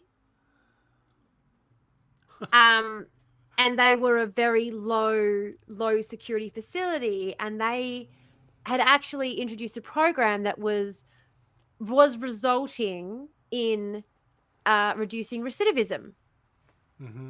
So they had a gradual release program that allowed prisoners out, detainees out for day release into the community. And like they had a few other, different farming programs and things for detainees who weren't allowed out into the community. So they were still like outside, they weren't in a prison facility all day. And the program was showed to have a really great rate on reducing recidivism. But they wouldn't let the what do you call it? The officers union in. And so, yeah, it got shut down. And I know it sounds really bad to be simping for a private prison, but technically, if I was to take over a prison to try and create something different, that would be a private prison.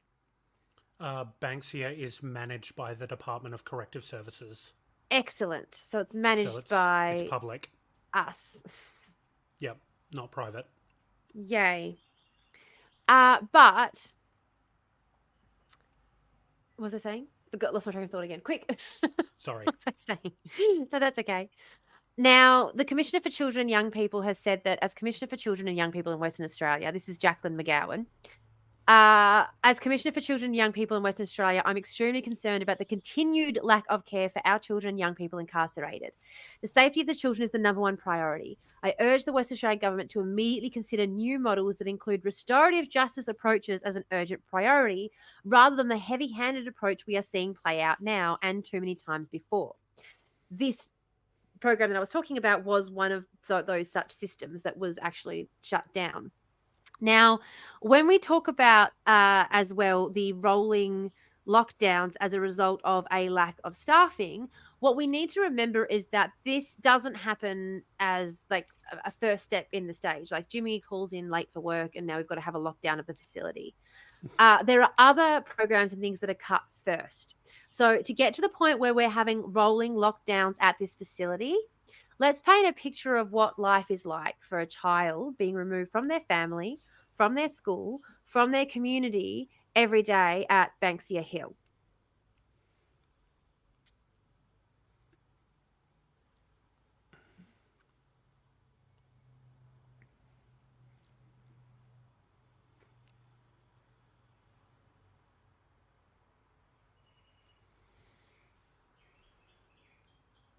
Have you frozen, buddy, or? Oh, no, I'm waiting to see how long it takes for us to all want to pull our hair out because we've got nothing to fucking do. because all of the programs for these children have been cancelled. All of their school activities have been cancelled. They'll be lucky if they see a teacher for half an hour a week. And that's a result of the staffing levels being not enough staffing to ensure teachers' safety going into these facilities. And so we can't have teachers coming in because we can't ensure their safety. It was very effective, bud. You did well. And I was the perfect fucking foil to that one. Bravo. Bravo. For a second there, I sat there and I just stared at the camera and I was like, oh, are we looking pretty for the camera now? Is that what we're doing? And then I got bored. You see how long it takes me? Yeah. Yeah, hair is pulling. Hair Less is pulling. than 20 seconds. Yeah, TomTom, that is actually one of the first things that we're doing. Now, there is an ad starting soon, so we're going to get up and have a little walk around and have a break for a sec. But I will talk about our plan for a better system when we get back, because I actually think that's a pretty good idea. So should we break for a sec? I think that's a good idea. idea. Do you want to get up and I'll stay, or do we both? No, you go for it, bud. I just had an ad run on my channel just before. Oh, we're supposed to run them at the same time. I didn't realize you. I thought mate, I know, but I thought useless. If we started at the same time, they would have all started at the same time. No, I think we might be on different schedules, buddy. Damn it. Oh well, that's all right. We have to work that out next time. It's going to be off of you again. That's where I like them. I'll be right back. No worries, mate. Oh boy. This conversation is getting me so fucking heated. I hate it. Like,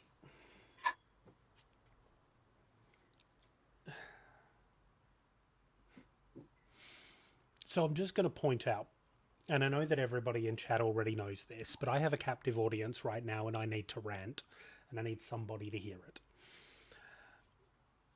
The very idea that Anthony Albanese, the absolute wank that he is trying to block access to social media and gaming platforms, so things like Xbox, PlayStation, and Steam, for children under the age of 16. The fact that he's trying to step into that, but not trying to step into 10-year-olds being incarcerated. That's okay, according to federal labor. But a kid being on social media or playing video games? No. That's not cool.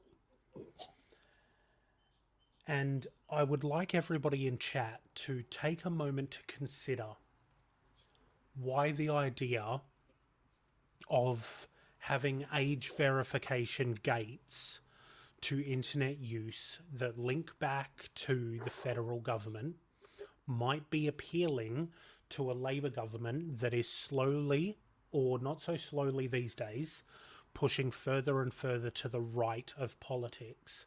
Why that might be an appealing thing for them to seek out.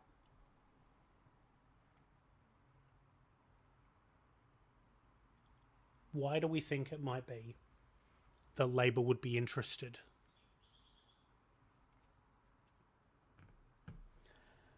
Well, it's because having an age gate on internet access, making you verify your age, they will do that using a legal government document.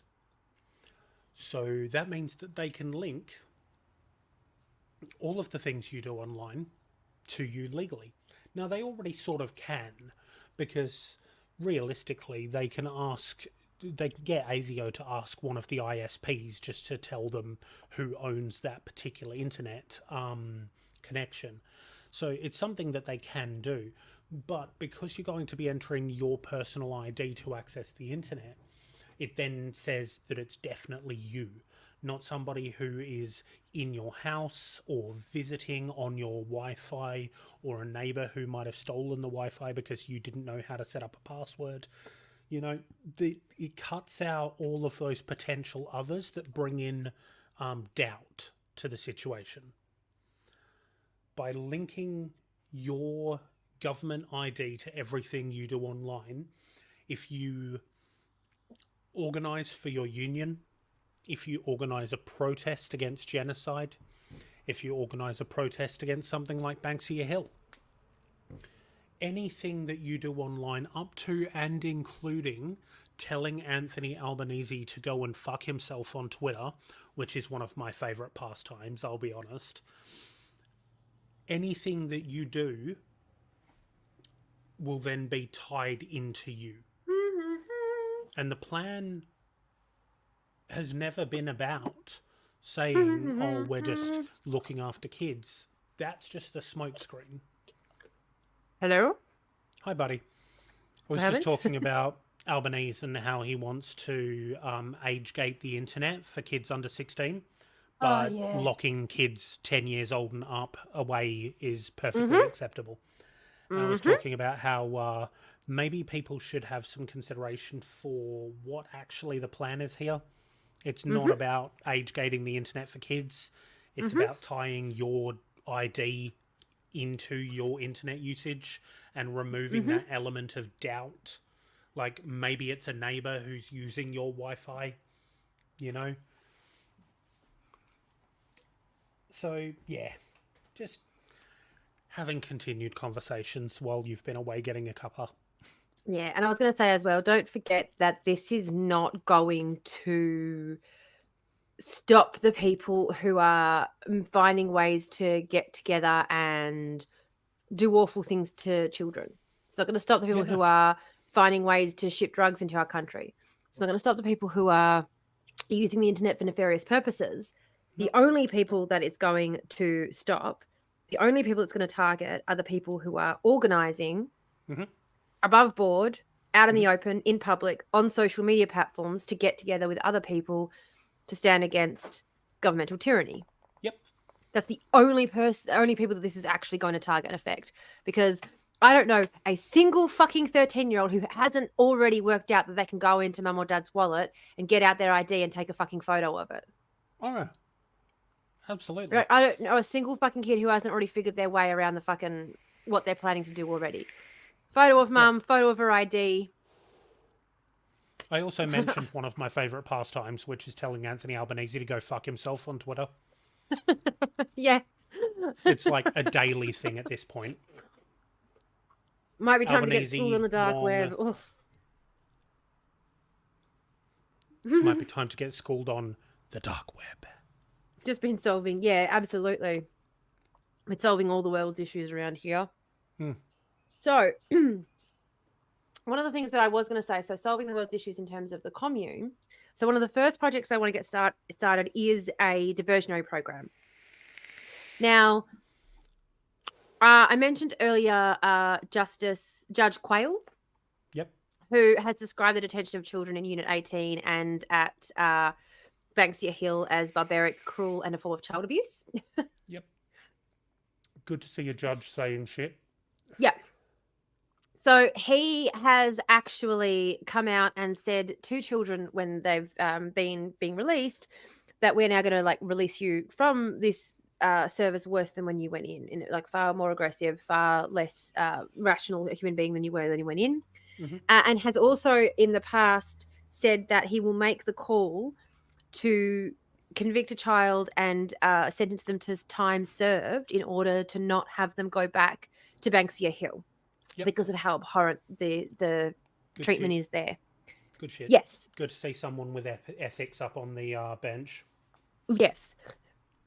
What is very unfortunate is that the only power that judges and magistrates have in these sorts of situations is to, in their sentencing remarks, basically say these sorts of things, and they're sentencing, like they're in the middle of sentencing someone.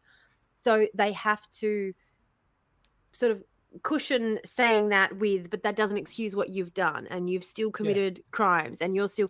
So the difficult thing is whenever you're looking at any of the information around Banksia Hill, and we are definitely going to have to split this into two. So today we're going to be talking about the background of it. Next week we're going to actually talk about how. Probably not next week. Actually, let's take a break. Next week we'll do WA Incarcerated next week because you've been waiting for a month to do it already. That's kind of my fault though. No, you're not your fault. Not at all. My fault. I'm a rambly little. Anyway, we can share blame. It's fine. All right. So we'll have a break next week, and then the week after, I'll go into the actual what the children are actually experiencing, and we'll play that video from Four Corners. So I won't play it this week. Yep. Cool. But what's really important to remember, whenever we're reading any of this information, whenever we're talking about any of like the stuff that's going on here, it's really important to remember that the term solitary confinement doesn't actually appear in any Australian legislation. Mm-hmm. So while they will say that we don't have solitary confinement here in Australia, you will see phrases like isolation, lockdown, separate confinement, segregation. All of these words mean solitary confinement.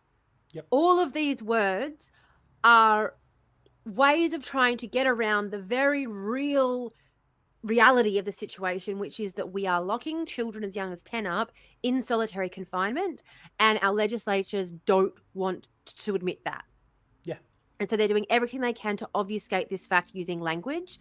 And whenever you're reading anything about that, it's really important to remember that, because every single article, every review that you look into about every incident that occurs time after time after time, they'll point to the same sort of issues, with staffing being a massive issue, and about not necessarily the training of staff, but having so few staff that the options in terms of detainee management are often limited in terms of what they can do. Now, again, not to get too much into it, because we're going to talk more about it next week, but a lot of the criticism, while not necessarily being about the way that prison staff themselves have handled themselves, a lot of the time we'll talk about the fact that they're put in a situation where the options left to them are limited. And one of the questions that pops up again and again and again is, why do they even have this option at all? Mm-hmm. Saying that they are limited with the options and the resources they have, and so they have to do something inhumane, doesn't make any logical sense whatsoever if you take away the fact that these are criminals we're talking about. Mm-hmm. Because we label them criminals, suddenly we are allowed to do abhorrent things to them. And time again, I keep finding myself trying to explain to people that prison is the punishment, especially when you're talking about a centre like Banksia Hill. Banksia Hill, as I mentioned earlier, is the only youth detention facility in the state, meaning that you have children as far away as Esperance and Broome being taken away from their families and taken to this facility for, as soon as the call is laid into the police and they are being detained, mm-hmm. They aren't being detained locally. They are being sent and taken away. So these aren't children who've been convicted. These aren't children who are necessarily guilty of anything. Yep. These are simply children who are being held in police custody or in state custody for one reason or another. They're being held by the criminal justice system. But there's been no proof of their guilt. They haven't necessarily been convicted. Now, as I said, there are obviously detainees who have been convicted within Banksia Hill. But over half of the population at Banksia Hill at any one time has not been. Yep. Over half. Over 60% of the children who are held in Banksia Hill are there on remand. Mm-hmm. Half of that number don't get to see a magistrate, a judge, any kind of like bench whatsoever before they're released, because the time that they have served is the maximum time that they would get for what they'd been held for, regardless of if they're ever even found guilty. Unreal. So they're not even being found guilty of the crime. No. They're being held for the maximum sentence that crime would carry without ever being found guilty of it. Mm-hmm. That's fucking unreal. Which is why a lot of the time judges and magistrates in youth cases are sentencing children to time served. Yep. Because they've already served the time before they've even made it in front of the magistrate. And what we need to remember is that if half of the children who are being detained are serving their time before they're even making it to a magistrate, that means half of the children who are being, like, half of the children who the judge is releasing into the community and saying not guilty served the time for a crime they did not commit, and there is no recourse. There is nothing that they can do about it. And There's simply no for having been compensation for being no compensation, imprisoned. nothing. Absolutely. They're missing out on school. They're missing out on activities with their friends. They're missing out on time with their communities. They're missing out on culturally significant activities in their communities and things taken away from their country, removed and taken to this place, found not guilty, sent back, and just expected to pick up their lives again with no help, no support, nah. Once the judge says not guilty and they walk out the courtroom, they have nothing. They don't even get help. Half the time, they don't even get help to get back to their country. So, probably a stupid question here, and I'm pretty sure I already know the answer. But God, I it's gonna be want to depressing. confirm it before I start filling up glass bottles from the servo over the road. Haven't we Are already these started? same kids also being subjected to isolation without ever having been found guilty of a crime? Every single one of them. And that's where we're ending the stream. I have stuff to do. That's fucking unreal.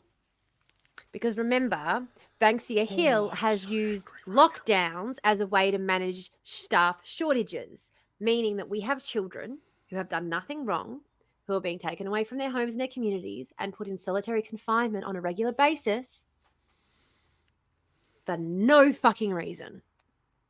Just because we can. Just because we're allowed to. I am so glad that we're splitting this into 2 parts. Yeah. If we were going to do the full thing today, I'm pretty sure I would wind up doing something that would land me in a prison. We should probably end it there, hey? Possibly. Because I am... like... it feels like wild right we're now, both Tamara. seething a little bit. Yeah, it is too far gone. Wild.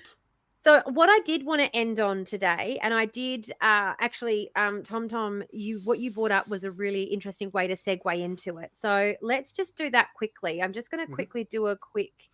Now, I did actually have the figures on this, and I don't know where I've put them, so I'm just going to have to Google. I'm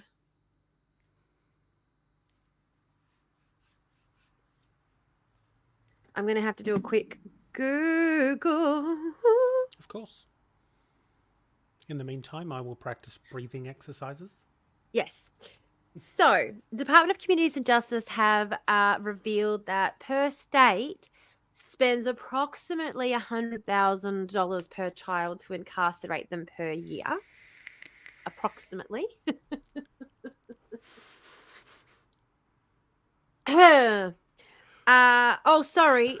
Sorry. No, not $100,000. I forgot a couple of zeros. It's nearly $1 million. It's just under $1 million a year. Per child. Per child to incarcerate them.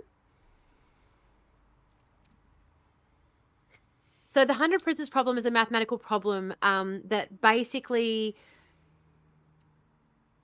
No, hang on. No, that's not the right one. So basically the prisoners problem is basically that the more prisoners that you have, it's supposed to be that the cheaper it gets per prisoner to incarcerate them. So the more children you have, the cheaper it gets to incarcerate them. The problem, however, when it comes, this is the maths that's been used to kind of work this out, that like we'll just chuck more people in there and then the cost is reduced basically. Yeah, mind-blowing, $1 million. The problem is particularly when it comes to the incarceration of children, the math doesn't work. And unfortunately, no one's ever really done the math because in terms of the wraparound services and things that are needed to support children in these situations, you get to a point where you basically, it costs more per child than it would if you like had half of the numbers at a certain point. And we've certainly like reached that. Now, the imprisonment, Australia's prison dilemma is something that has been coming up a lot recently because we have a ever-growing and expanding prison population in Australia. Our prison population is actually one of the fastest growing prison populations in the world, even outpacing the growth of the American prison industrial complex. The rate that we are incarcerating Indigenous women is the fastest rate of incarceration of any population on the planet. When looking at the way other countries treat their prisoners, people will often say, well, if you don't like it here, go to Argentina, go to Russia. It's important to remember that both Russia and Argentina do not allow the imprisonment of people under the age of 14 years of age. They do not allow solitary confinement under people under the age of 18. And their imprisonment rate is a far lot lower than what ours is for minority groups within the population. Yes, you cannot speak out against the government without being trapped in a prison cell, but just look what's happening here to a lot of our political dissonance and ask yourself if it is really that different. Then have a look at what's happening in Banksia Hill and remind yourself that in these countries, while they might not allow adults to speak out against the political regime, they aren't locking up, incarcerating and locking up, torturing children as young as 10 years old on the regular because of staffing shortages. Mm-hmm. That is not happening in Argentina. That is not happening in Russia. 10-year-olds that may not have even committed the crime they're being held in Banksia Hill for. Yes. 60% of which haven't been proven to have done anything wrong. 60% of children who are in solitary confinement haven't been proven to have done anything wrong. We could take that money and we could envision something vastly different for ourselves. Not only would it not cost $1 million a year, in fact, we could spend about $1 million per child over the entire lifetime of the program, $1 million per child who entered the program, and we could give them housing, training, education, mental health support, and community-based corrections programs that would ensure that not only were they able to remain within their communities, who would be able to offer the best help and support for them to overcome whatever they're going through, but also provide wraparound services to try and help beat whatever intergenerational issues that have led to this child coming face to face with the police force in the first place. Because while a lot of people will look at figures like 76% of the children who are currently incarcerated at Banksia Hill first came in contact with police due to trying to steal food, for example, they'll immediately turn around and say, well, they were stealing food because the parents had spent the money on drugs. They'll immediately start trying to find some reason that it is an issue that the child needs to be removed from that situation. And it's a good thing, actually, that we took the child away. What's actually been proven again and again and again, and particularly within Indigenous groups, is that sorry, it fucking went to scroll up and I hit the fucking wrong thing, didn't I? Refresh the page. This is far from the case. First Nation female leaders from across Australia have come together just to prove that this isn't the case in a number of different summits that were attended, including the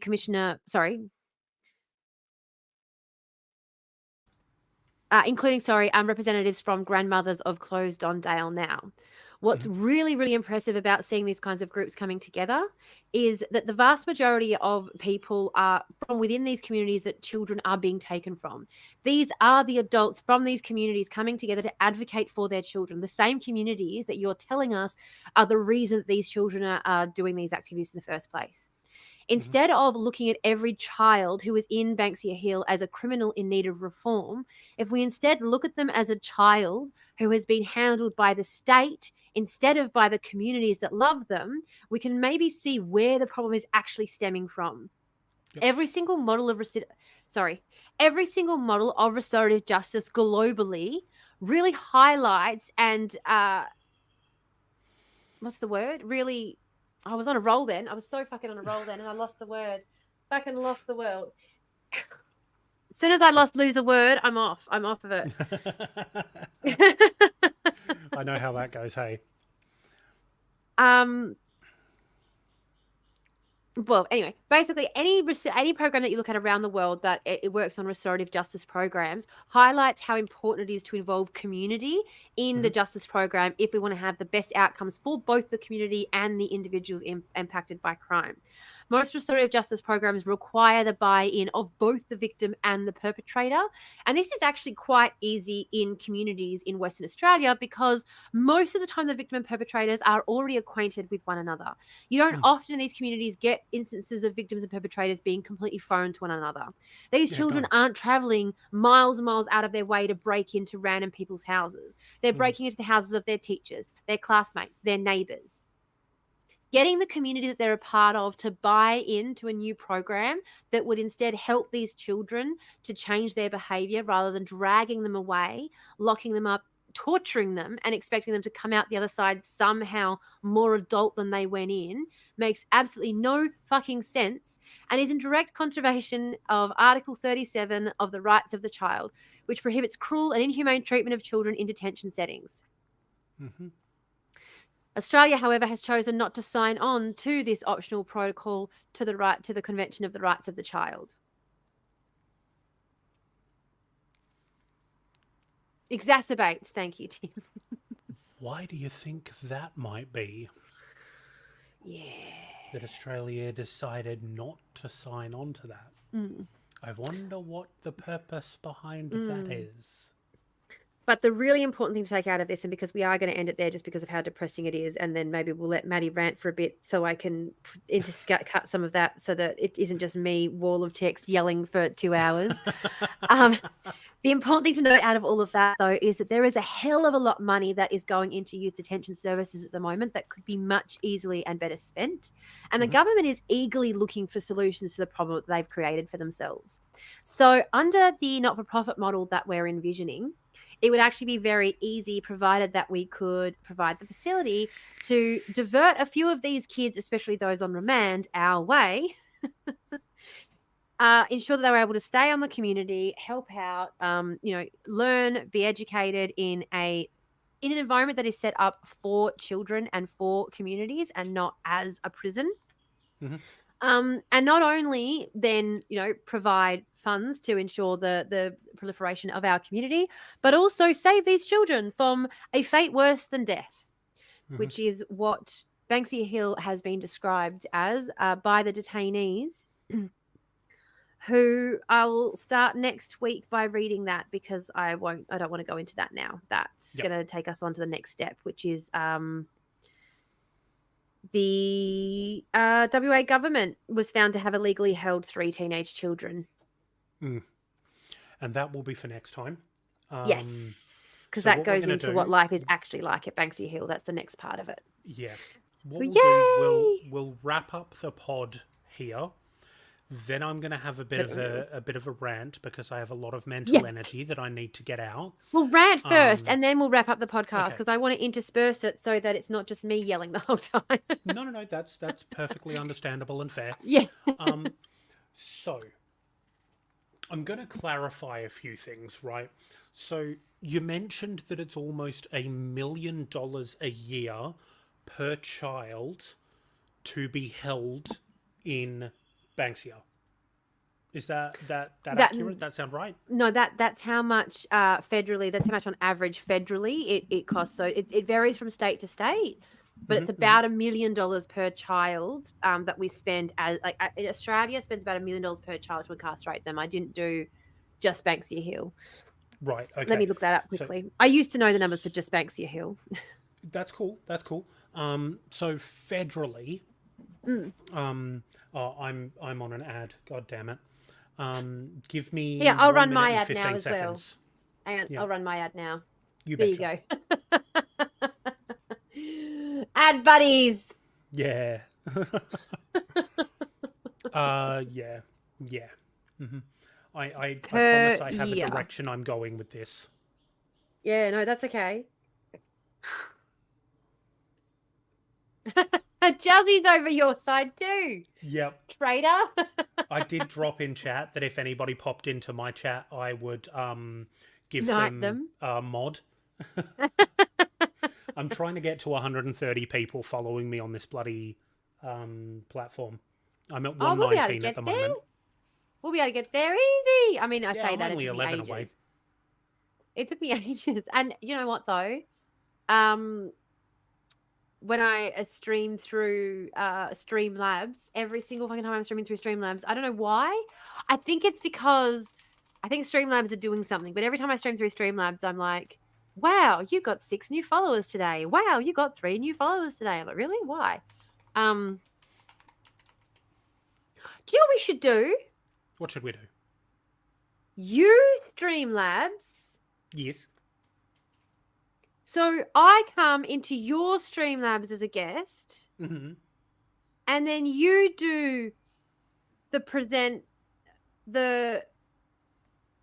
camera. Do you know what I mean? Virtual camera. Yeah. Yeah. I can give that a crack next time. We ads are over now.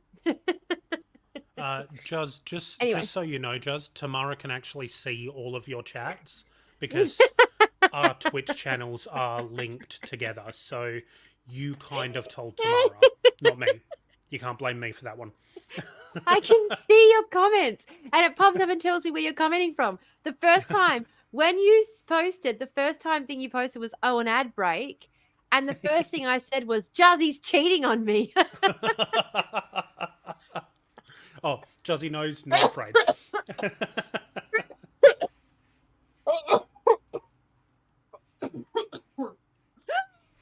It's okay, I've been cheated on many times. I've survived. Do your worst. Jesus. It's true, ain't it? Lordy Lou. Rant, Okay, so rant, where rant, the hell was rant, I? Right. rant, Maddie rant. Okay. This is the part of the show. I will. All right. This is the part of the program where Maddie goes off his handle. This is the part of the program where Maddie goes off their handle for a full 30, 40 seconds. Let's see how long it takes. Let's give him a full minute. Let's give him a full 60 seconds. Good luck. Depends how fast you rant, I got to say. Okay, so we established before the ad break came in that we're looking at almost $1 million per child to incarcerate them for the space of a year in a detention facility. Okay? Now, Tamara did say about the possibility of maybe spending that money in a better way. Now, let me ask a question, right? One of the leading causes of youth crime in this country is lack. Okay, so the lack of resources, the lack of food, the lack of secure housing, the lack of mental health services, the lack of health services, any of these things, the lack of a secure home life. Okay? Yeah. Now, what's one other group of people in this country outside of prisoners that the federal government feels very, very comfortable in neglecting? Okay, and that is the unemployed and the disabled. Oh, right. Yes, sorry, and the immigrants. Yep. And immigrants, yes. But sometimes also unemployed, very rarely disabled, because Australia has a very xenophobic, anti-disabled people policy when it comes to immigrants into this country, right? So people who are Just Yep, quickly, just to let you know, because this is probably going to fire you up a little bit more on your rant. There was a huge, massive section of the Disability Commission's report that was released specifically about the treatment of young people in detention and how it relates to disability, because 90% of the children who are incarcerated in, 80% of the children who are incarcerated in Banksia Hill are found to have some form of disability. What a twist. What a twist. And we've just had the disability NDIS completely gutted. It was already incredibly hard to get onto it in the first place. So the supports that were there have now been absolutely gutted, and it was already nigh impossible to get onto the fucking thing anyway, right? So we've got a triumvirate of groups of people who are routinely and categorically ignored by the federal government because it is profitable to ignore them. Okay? And that is prisoners, that is the unemployed, that is disabled people, right? All three of those classes of people. I think it's also really important to remember that the criminal is also really importantly the class of people that the government exclusively creates. A criminal isn't born a criminal. They don't become a criminal. You don't earn the badge of becoming a criminal. The state declares you a criminal, and they're therefore allowed. You become a subclass of human. We're allowed to treat you differently. That this is no different to apartheid. You're labeled criminal, and therefore you have a your level of living expectation is substandard and subpar. Yep.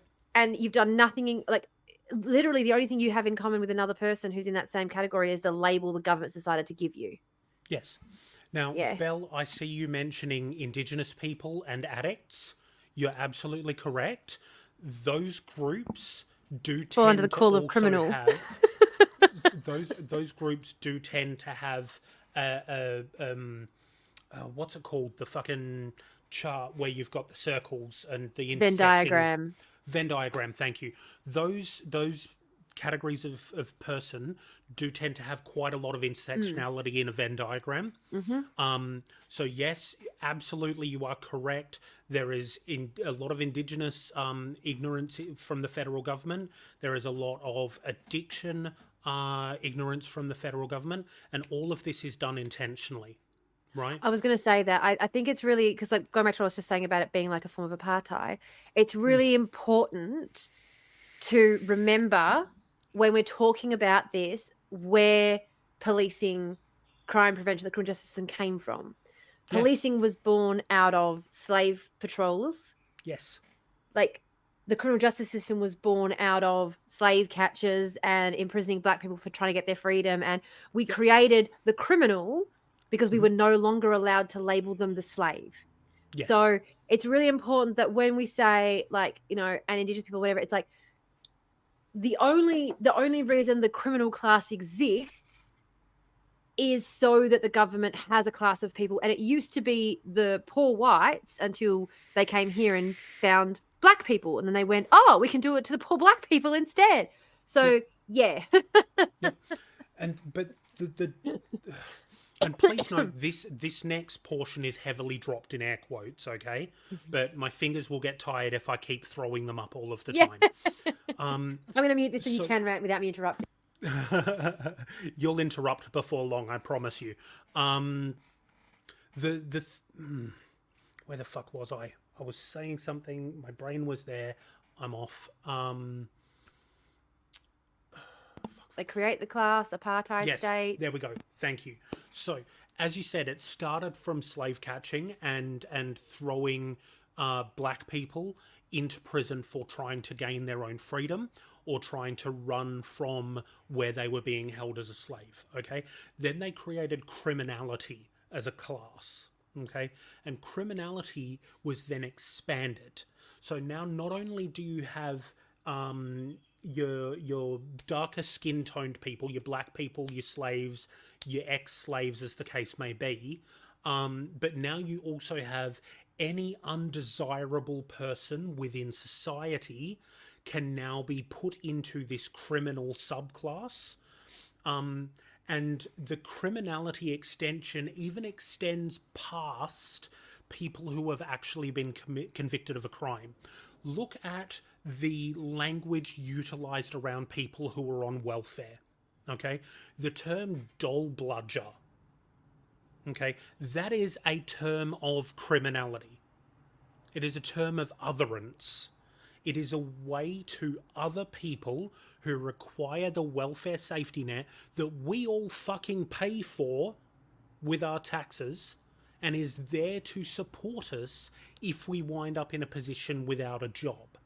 Okay, which happens because capitalism requires at least 5% unemployment in order to function properly. So there needs to be a group of unemployed working age people for capitalism to correctly function. And yet that group of people who are technically making a sacrifice for capitalism are labeled as dole bludgers because it allows the government to pit other people against them and then use that otherance to belittle, to demean, to refuse service, to refuse increase, and to make it by community decision because they have raised this hatred of people who are just utilizing taxes. Handouts. You're right, Juzzy. People, sorry, we all forget, people act like the social safety net is there to catch you when times get tough. They act like the social safety net means that the social safety net is there to catch you in case you need it. No. The social safety net is there so that the poor people don't get so desperate that they come for your fucking head, Elon. Yeah. Yep. The social safety net is there so that people don't look around and go, I'm starving and you're looking pretty fucking tasty. That's what the social safety net is there for the wealthy, not for those who are lacking. It's not like if we got rid of and time and time again, whenever we see hierarchical management structures removed from the system. Mm-hmm. And I understand like anarchist argument that there always seems to be like this natural hierarchy that develops, like, 100% get that. There does. You see it all the time in every fucking group. There needs to be someone who's taking the charge and taking the lead and getting shit done. Yep. But in terms of that being their job and their role versus them being a manager who answers to a body corporate who it's very different. People act as though management structures are the same things as having a leadership role in a group, and they're not. Like when I say anarchism, I understand that in tribal groups there were still levels of hierarchy because it was based on age and experience and knowledge and information, and yet labeling people users for accessing services they're entitled to. Yep. Service accesses, access the service, that is there. Just access the service that is there. That's all. Like, because it's like sitting, it's like people constantly say, I remember when I was at university and someone told me to apply for the Indigenous grant. And I said, no, I didn't want to apply for it because someone else would be, more entitled to it, blah, blah, blah. You need the money more. And she turned around and she said, then they'll get it. Yep. You can't decide that you will get it just because you applied for it. If someone else needs it more, deserves it more, the body will decide that and give it to them. Yep. But if you don't apply for it, then they're not going to think, they're going to think there's one, they'll say, oh, we had 12 grants to give out, but only 10 Indigenous people applied. So next year we'll only have 10 grants to give out. Like, it's not up to you who gets the grant, but you can just apply for the fucking thing. And then you see fucking Ray Gun going out there doing what she fucking did. And you're like, oh, fuck. But wait, there's those. But that's the difference between a person, an individual, applying for something and then someone trying to use the system in order to game it to access something. So that's, very, very different situations, because she was not, she didn't just show up and try hard and then win a spot. She literally gamed the system to, anyway, not the point. What was I saying? So where I was going with that, right?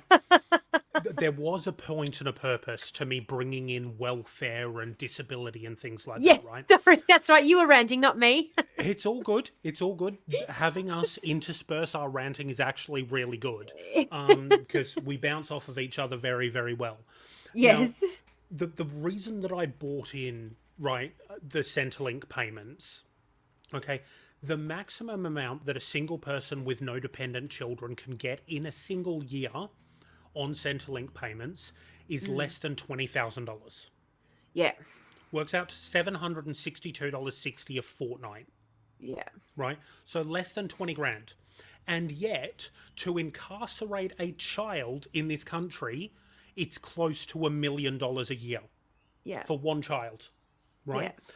Why don't we take some of that $1 million that it costs for the child to be incarcerated, and we put some of it into the support for the family of that child so that they are able to give that child a better life, and have the child not seek out crime as a way to improve their standing.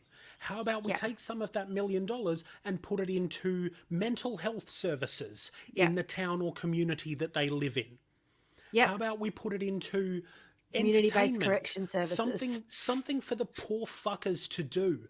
I have lived in wheatbelt communities. I have lived in far north communities and far south communities where anybody who is aged between 8 and the time you can get your P plates has absolutely fuck all to do. Yeah. There is nothing for people in some of these communities, youths, to actually do. There are no skate parks, there are no cinemas, there are no movie rental stores. The internet is dog shit. So you can't even access the internet to entertain yourself that way. Phones don't have connection of 4G or 5G out in these places. So you can't even I can't get the internet that way. I can't get the internet on my toilet. Everyone talks about going to their toilet, taking their phone to the toilet, and I'm like, take a shite and scroll Twitter. No. Right? This is why I never respond to anyone's messages. When do you guys all get back to everybody? You all get back to each other when you're on the fucking toilet. Don't pretend you don't. I'm not going to lie. I'm not going to lie. My phone doesn't work down that end of the house. My computer is literally plugged in directly to the Wi-Fi box. It's like into the modem, that's plugged directly into the wall. That's the only way that, and still it froze earlier. Still it froze. Yeah. That's how it works. But like, this is the point I'm making, right? Like, yeah. What How dare you think and make sense holistically? Yes. What do we expect? Like, what is the outcome for these kids if at every stage they are set up to fail? At every single possible stage, they are set up to fail. Yeah. There is not enough money for their family to buy the food, to pay the internet bill, to the rent, to support their kid in a safe home environment. There is not enough money for community services, for supports, for doctors, for mental health professionals, for alternate options for children to be looked after and shown that, yes, things have been bad, but they can get better. Here's how we can do it. Community support is so deeply important and it is so frequently ignored. And anybody who has disabilities, their lot is even worse. The amount of people who are on disabilities, and I have seen it, right? They're put into work placements, right? The work placements are the most mind-numbingly boring things, right? Untangling headphones. Yes. For instance, people in disability who are on work placements will do work for Qantas. And they will be the ones who pack the little knife and fork and spoon and the napkin into those untangle little the headphones packages and put them in the headphone packages and sanitize them and seal them into a plastic bag. This is what we have our disabled people in this country doing, and we pay them $2 a fucking hour.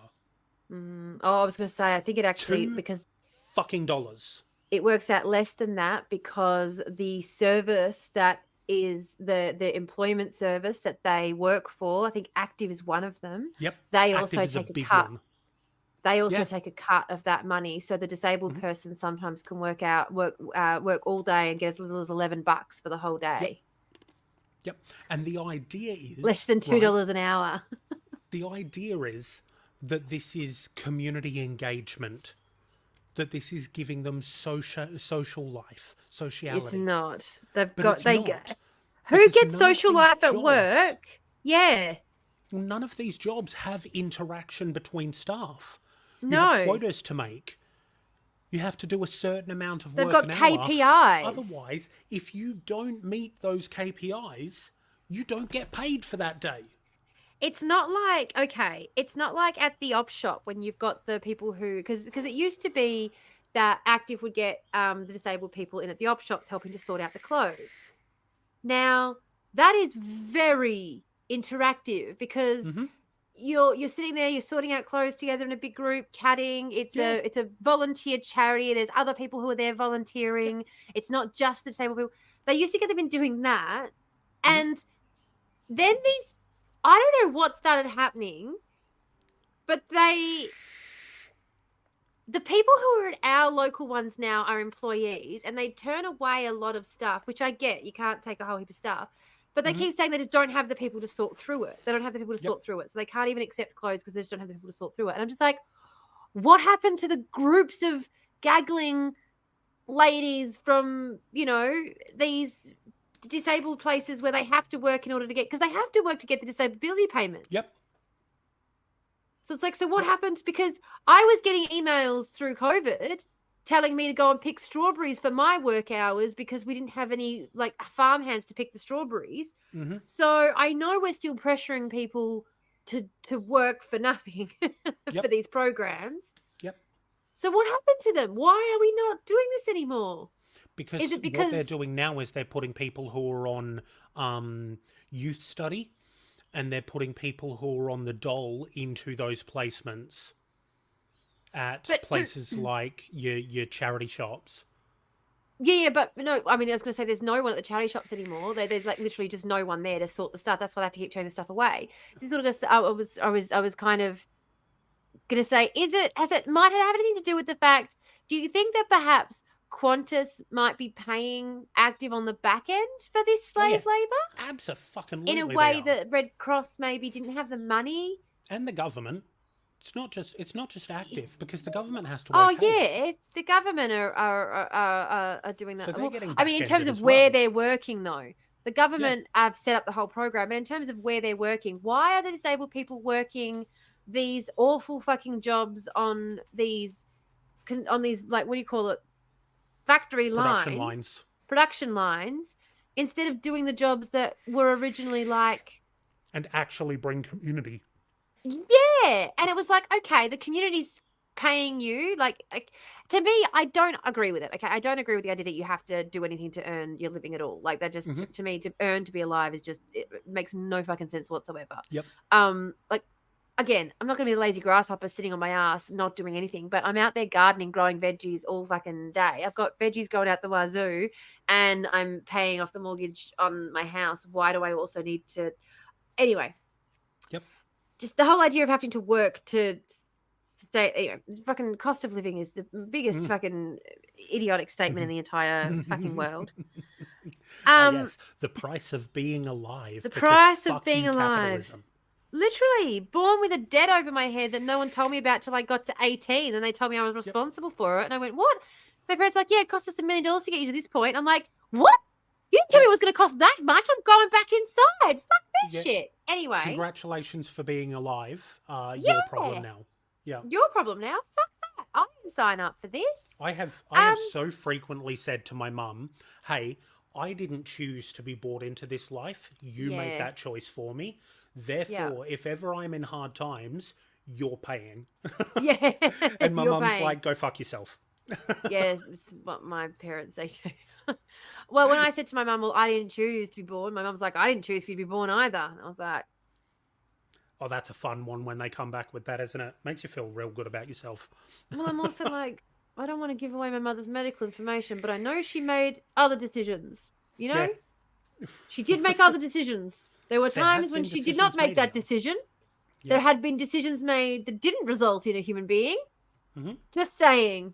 Seems like a decision was made to me. Anywho, just saying, my mother wasn't like, you know, in a cult like I was when I was pregnant with my child. Comment.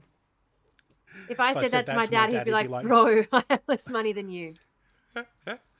That's usually what my dad said. Usually, if my dad, actually, do you know what? Not usually. Every single time my phone has rung and it has been my dad, he's been looking for money. Mine's dead, so I don't have to worry about that. Yeah. I mean, I like hearing from him, so it's not too bad. It's nice to hear from him every now and then. Mind you, sometimes I go up there and I even see him. Can't really call the person who donated half of my genetic material my dad. He's definitely sperm donor. Like sperm donor, yeah. Yeah. He does not deserve... to rag on my dad. Yeah, no. Doesn't deserve the term. Oh, my dad's a hard worker too. This is the problem. My dad's drunk the capitalism Kool-Aid. My dad has 3 jobs. My dad has 3 jobs. He literally finishes one job and like he jumps on another job and starts driving Uber and doing delivery. And he was getting pissed off because he's like, oh, gets to like 9:00 at night and I might as well just sign off and come home for 2 hours because all the guys finish their shift at the restaurant and they all jump on the apps and start doing Uber. Yep. And I was like, you finish your shift at 5:00 and jump on the apps and start doing Uber. Like, what are you talking about? Yeah, exactly. And he's like, yeah, but I've been doing it for years. And I was like, yeah, but there's somebody who starts work for Uber at 12:00 and you jump on at 5 and they're thinking I might as well sign off for 4 hours. Because now we've got the guys who, you know, start at 5 and then start at 7. So like, I was going to say, but also, you're not better than them because you've been, what's the word? You're not better than them because you've been, like, grinding for longer. I started buying into this bullshit about getting another job to sustain myself instead of looking at systemic issues years before they did. Okay, that doesn't make you better than them. Yeah, Belle, I'm okay. I just saw your comment. Yeah. Yours drank the Yours Kool-Aid, drank the mine just Kool-Aid, my dad drank. just drank. Same, babes. I think we My might dad have does lived the work for same the life, Belle. dole. Oh, Can't work due to health, was an electrical engineer, sorts working tests for the and dole prices to feels keep his so payment until he's exploitative. old enough. That's what I was saying before I got distracted. Yep. So I actually hate the fact that we are making people work for a disability payment at fucking all. We've looked at you Yep. and we've said capitalism is going to be much harder on you than the average person Mhm. on account of the fact that you have barriers to entry that capitalism, given that it's all based on the market and the market will Yep. take care of it, the market's not interested in whether or not you can access the building in your wheelchair. So Yeah. it's going to be much harder for you to find a job. So we're going to pay you instead, but we're going to Mhm. make sure it's not enough to survive on. We're going to make sure that you're always struggling. We're going to make sure that you really, really struggle for it, and we're going to make you work for that money as well. Mhm. That just never sat fucking right to me. If you are making me work, then it should be a living fucking wage. Yep. If I am giving you anything back in return, it's Mhm. slave labor unless you're Mhm. giving me a living fucking wage, because the social safety net is supposed to be just that. It's not supposed to be like, but at least when you had people who were working in the local community, it was like the community is helping you support yourself, you're helping support the community, like, but to find Yep. out that people aren't earning enough to support themselves, that these organizations are taking a cut of the pie, that it's so fucking exploitative, and that they're working for these corporations that are making huge fucking profit off of their backs and giving money to places like Active on the side. Yep. It's so fucking exploitative. It's the same as people who work for the dole.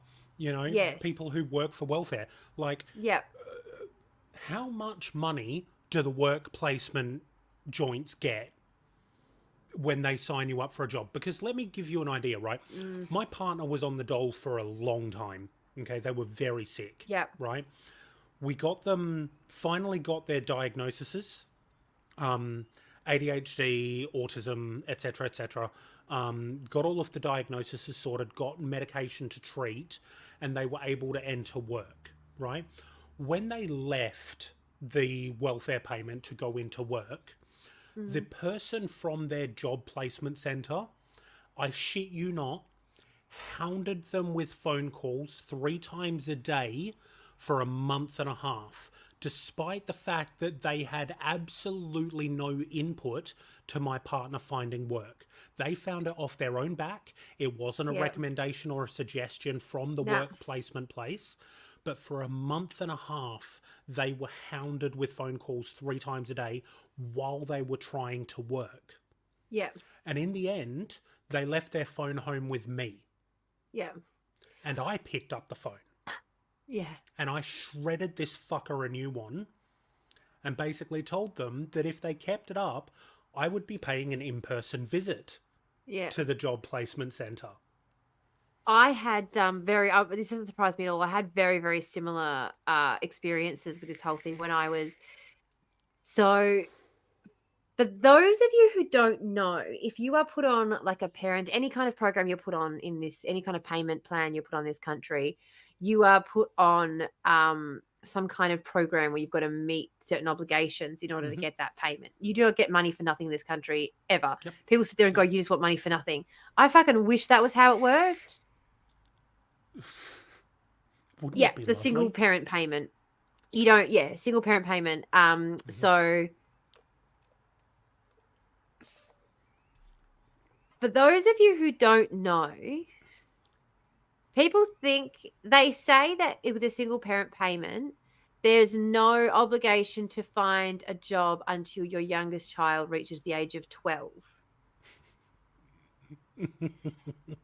But they'll put you on parenting programs, and they'll put you on job programs, and they'll put you on work placement programs just to make sure, because they're trying, they advertise it as, we're trying to ensure that you keep your skills sharp, and we're trying to make it easier for you to re-enter the workforce. And it's designed to help people make sure that they're better equipped to re-enter the workforce.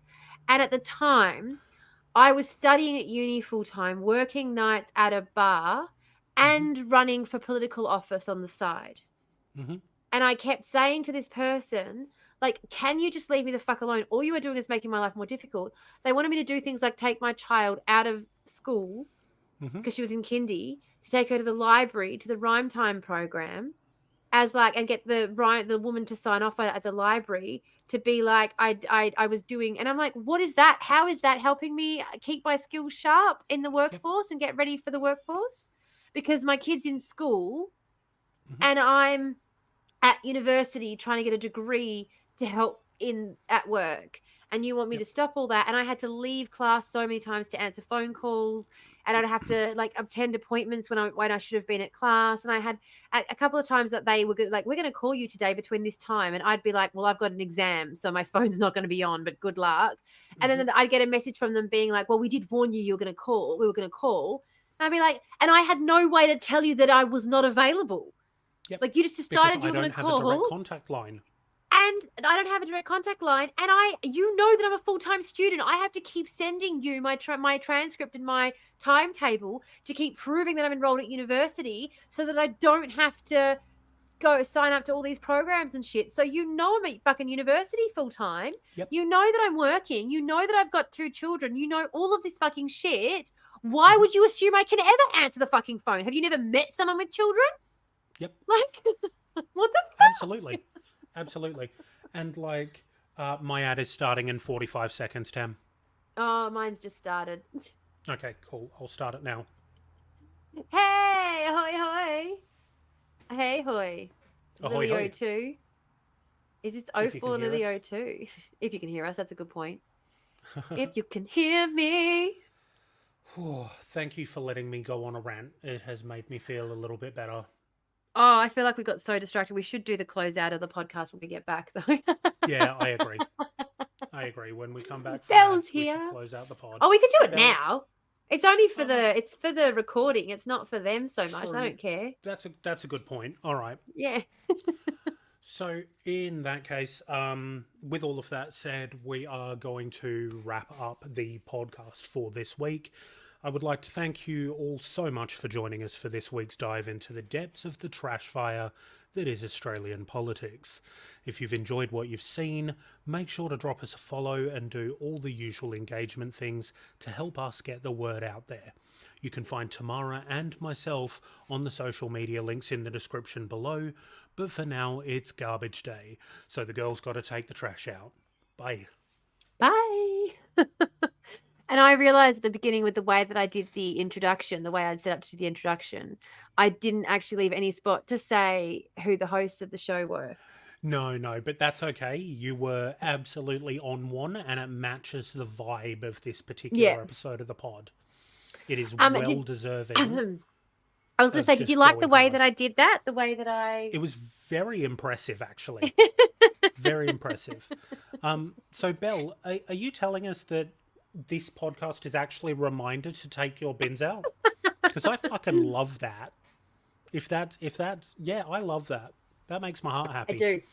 Me too. We didn't do it for that reason, but it's the reason we'll Funny bit of information. My 20, no, not 20. Jesus, I just de-aged myself by a decade.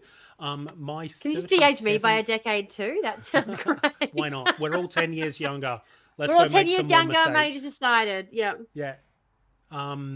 So my 37th birthday, I should say, is on the King's birthday. Ah! Public holiday here in WA. There you go. So Public holiday gets smashed. The next pod that we do will actually be my birthday pod. Yes. Oh, I forgot to mention. I can't believe I forgot to mention. I cannot believe I forgot to mention. The reason I specifically wanted to talk about this today is because there is a protest happening outside Western Australian Parliament House this Thursday at midday.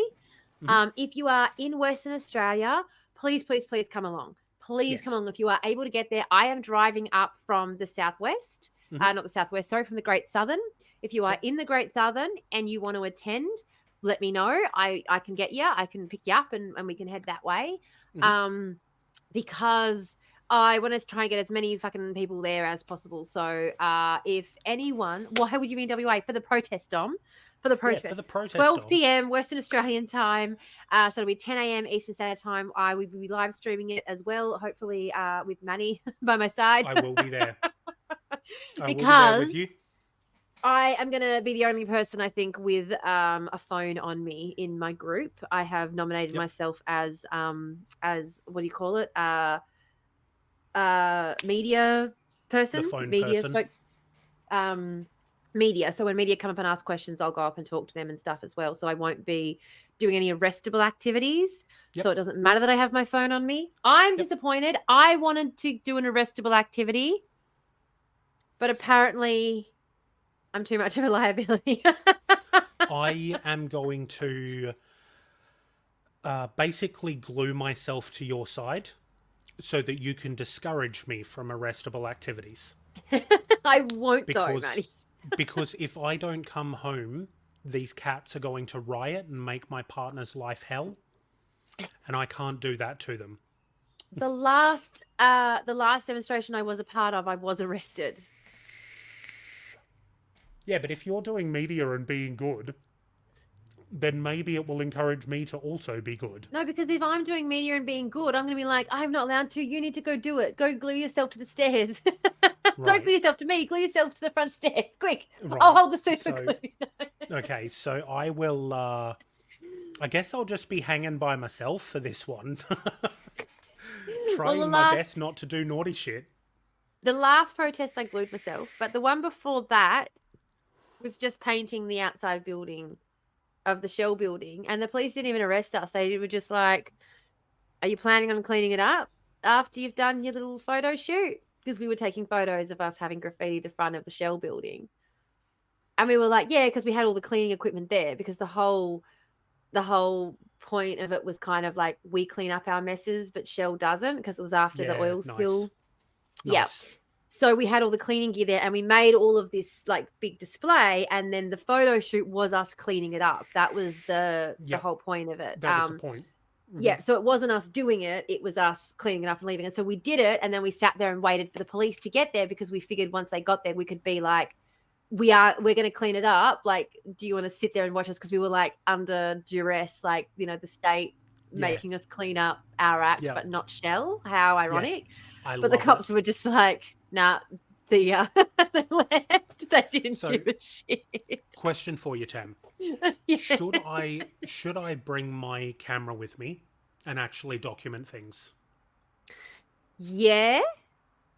Yeah? Yeah. It's not a video camera, it's still camera only. Yeah, I was going to say, Nancy Miles Tweedy, who's a friend of mine, she does a lot of, she's a protest photographer. She'll be there, and she'll be doing a lot of that stuff as well. So if you stick to her side, then you won't get arrested. Cool. I have a high vis vest, so I'll be fine. Yeah. Oh, and don't worry, Dom. Every single photo I take has EXIF data stripped. As soon as it loads onto my computer, it auto strips it. Yeah. Puts in a bunch of false information. There's absolutely no way I'm leaving that shit available. Gotta be joking. No, and I think the really good thing as well about like, it's the joy of single-use CF cards. Well, the good thing about demonstrations like this is that you do get a lot of people who know their shit and know how to handle.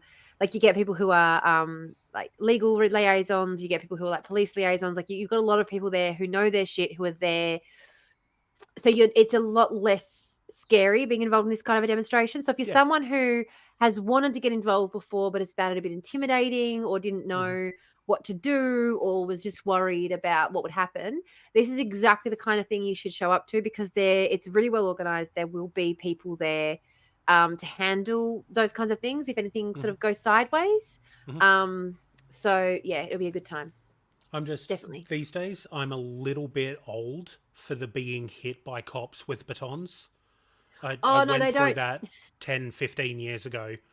I've been beaten by enough cops in my time. I've done my service. They don't beat anymore. They have this bag thing they have to put you in. They're not even allowed. Yeah. So we had a couple of people. It was in between two demonstrations actually that it changed. It was so funny. Because we had a woman. I won't use her name obviously, but she's a little bit on the older side, and her shoulder got dislocated while she was being removed by the police. And so they started bringing in, now the West Australian police have to bring in these like stretchers, and they pick you up, and they're not allowed to, like, there's only certain places that they're allowed to touch and certain ways where they're allowed to touch, and they pick you up and they put you in the stretcher, and then Really? 2 police have to carry you away in a stretcher. They're not allowed to actually carry you away, like drag you away arms and legs anymore. They have to put you inside one of these stretchers to take you away. Good luck to them. They'll need more than 2 cops to move my fat ass. Yeah. Well, Come it's at me, really boys. for the photos when you're being taken away. It's like you can't. It's done in such a way that you don't get those really cool photos of people being dragged out of protest anymore either. Yeah. Like you can kind of see how they've done it to also be a bit of a PR thing, where when you're being taken away, you kind of could only see this grey sack, and then there's this person's hand out the top, just being like, "Hey, I'm being repressed. I'm being repressed." Well, yeah, I'll bring my camera down with me, and I'll throw on the fluoro vest. Yeah. And make sure that I'm doing things that way, because even if they have stopped hitting people with batons, I would rather avoid any potential getting. Well, you can stop me from getting arrested then. How's that? You sound like you're a lot more determined to not get arrested than I am. Yeah, look, let me put it this way. If I get arrested, my partner is going to fucking roast me. And I do not have the mental fortitude to deal with that. What if then I don't take my phone, you take my phone, and you just live stream me until they arrest me? All right, you bet. Okay, cool. We'll do that then. If that's what you want to roll with, bud, I'll play. I'm not getting taken with anything on me. That's all. Like I literally have nothing but my ID on me when I go to a protest. Usually, I take my driver's license. I take my driver's license and my Medicare card in case I end up in the fucking hospital, and that's it. Yep. That's all I take with me to a protest. No worries. And a bottle of water that you want held, I will have my camera bag with me, and I will chuck it in the camera bag until such time as you are processed and released back into the community, at which point I'll come pick you up. Do you know what the worst part is as well? Is I can't tell them that I'm autistic. Mm-hmm. Because if you tell them you're autistic, they put you in solitary confinement immediately. Yep. Which are kind of the opposite that you should do. It's so, like, the first time it happened, I was just like, what the fuck is going on right now? Like, this is so bizarre. Luckily, it was only for a couple of hours, but it didn't feel like a couple of hours. No. Did not feel like a couple of hours because you're just sitting there. Because it's fucking torture. Yeah, and luckily as well, it had been a really big day and there'd been a lot of adrenaline, and so I did fall asleep. Like I wasn't. You crashed. But yeah, but in the other room, there was like the other protesters in a group singing and having a good time and talking and like openly planning the next protest. And I'm just like in the other room, just like, which is why I think. Wait, who don't we tell? No, we tell everyone. Who aren't we telling? What aren't we telling? No, we tell everyone. Tell everyone. Protest wear next pants Thursday. with a butt flap and the shit all over them. Yes. Yeah. So yeah, no. The police. If you're a part of an arrestable action, that's what we're talking about.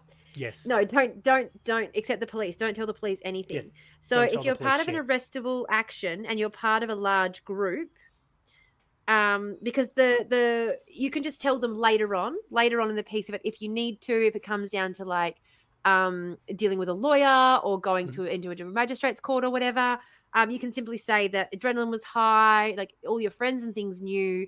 You didn't think it was relevant for the police to know. You didn't think to mention it because there was so much other stuff going on. Like you'd just been arrested, for God's sake. The fact that you're autistic is a fact of your life. It's not something that's always on your mind. It's literally just a fact of your life. So you didn't think to mention it to them.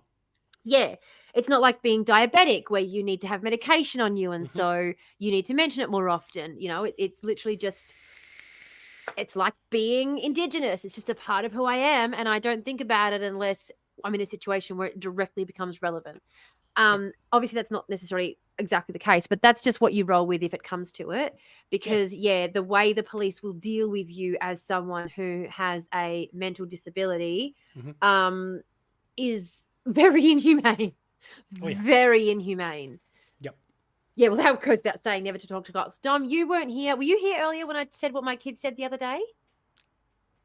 I don't think Dom was in the chat at that point. But you should absolutely repeat it because it's Oh, fucking my God. gold. I was chatting with my friend in the kitchen and we were talking about, like she was talking about telling the cops something. And I said to her that that's your mistake right there. What do we say? Like, what do you like? What do you say to cops? And my kids from the other room, like I'm sitting there chatting with her, and I said, well, I can't remember exactly what I said to her, but I said something like, "What the fuck are you gonna like? What are you know? What are you gonna say to a cop anyway? Or like, why are you talking to a cop anyway? Or like, Yep. can't remember exactly how I Something along phrased those it. lines. But from the next room, I hear my two kids yell out, "Shut the fuck up!" I said, like, Love what are you them saying? kids. What are you going to say to the cops? Yeah. You And don't they say both nothing, yelled, you shut the fuck up. "Shut the fuck up!" And like it didn't even stumble over whether they should say the F word or not. Like very loudly and proudly, both said it. It's Good very on 'em. important. Yeah. Legend effort. And look, a phrase like that coming from the mouth of a child is Yeah. somehow so much more efficient than coming from So the much mouth more of a blue-haired fucking weirdo like me. But a Yeah. 10-year-old screaming at you to shut the fuck up when you're around cops, that shit hits different. Mm-hmm. As a matter of fact, Tam, Yes. Especially since one I of them's have a 7. favour. Yeah. Yeah. So I am working on an intro song or a theme song for this pod at the moment. Oh, yes. Okay. So what I want you to do is record yourself saying to your kids, just audio, not video.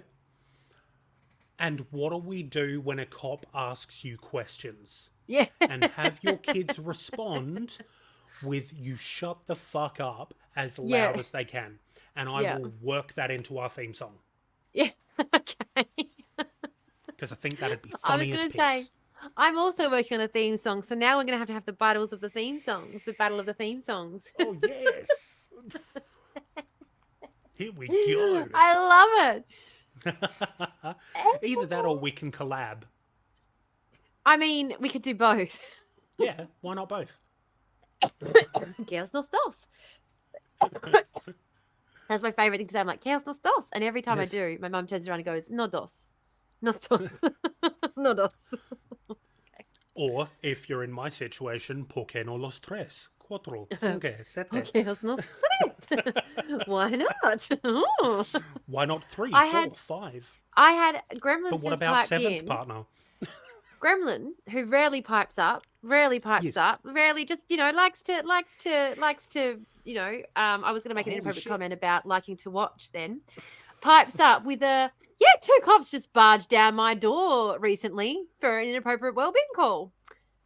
What the fuck? What the fuck, Gremlin? Excuse me? They did fucking what? They Now, did what? Can I just say right now, I have had to work with police officers locally for wellbeing calls.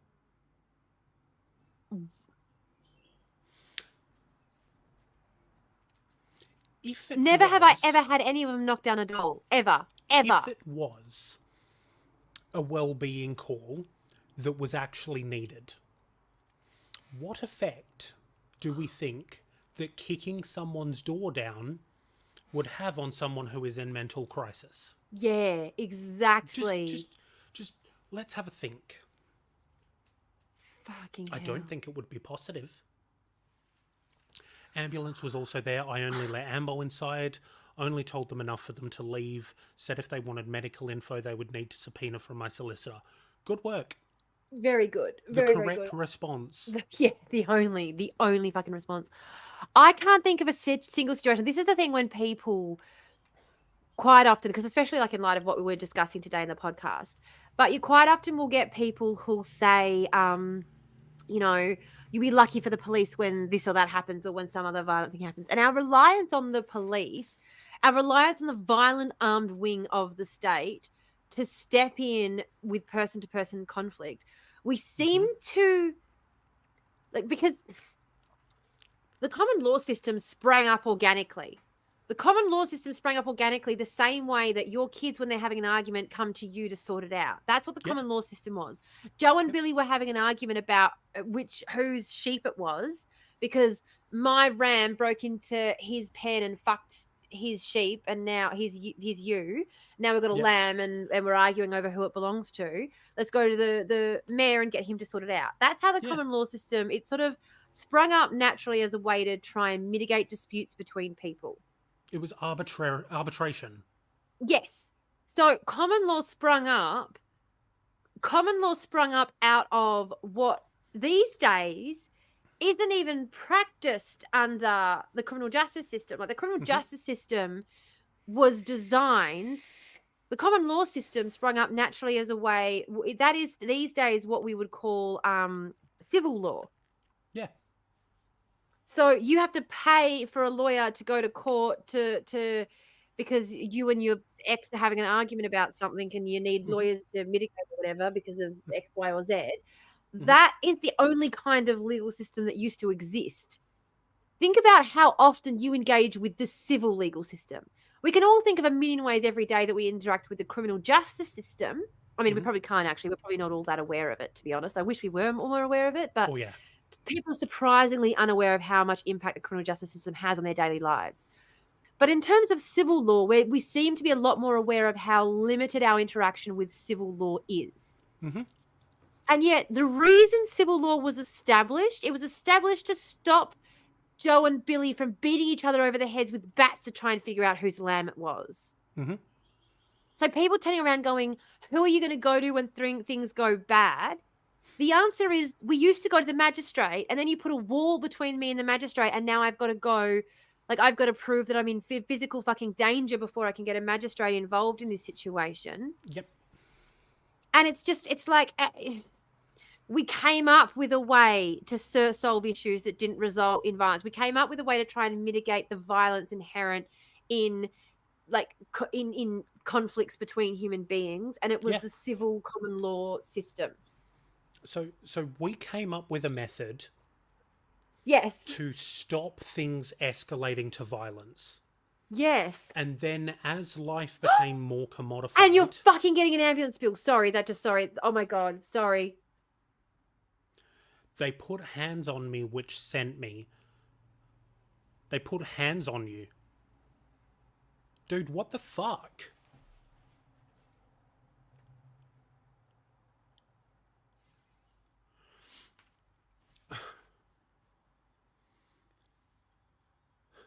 I understand the ambulance bill thing, not from I understand why you're getting it, but I understand the position that you're in is what I mean. Because I had a anxiety attack at my work when I worked in a call center. And I told my manager that I was having an anxiety attack and asked if I could leave my desk for 10 minutes just to calm it down. And in that space of 10 minutes, they had called an ambulance. Fuck off. And I got stuck with a $1,400 ambulance bill. No! Yep. Because, of course, I didn't take the ambulance. Because it was an anxiety attack and I know how to calm them down.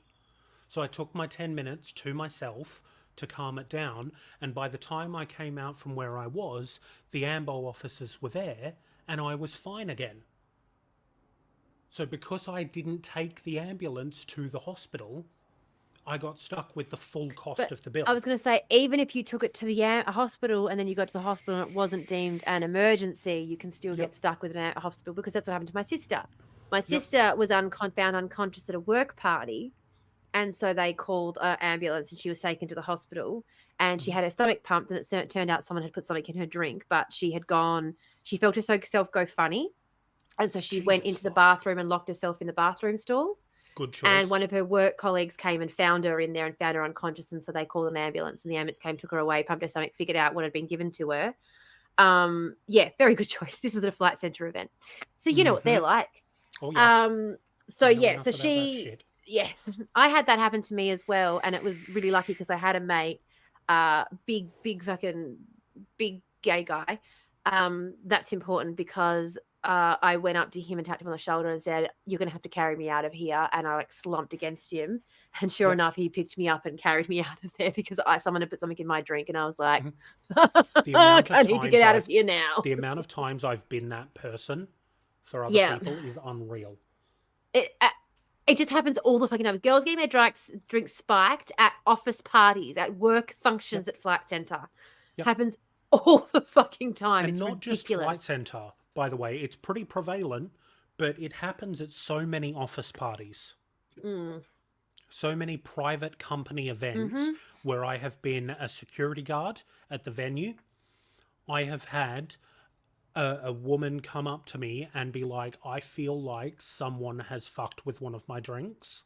Yeah. And I feel like I'm going to pass out." Yeah.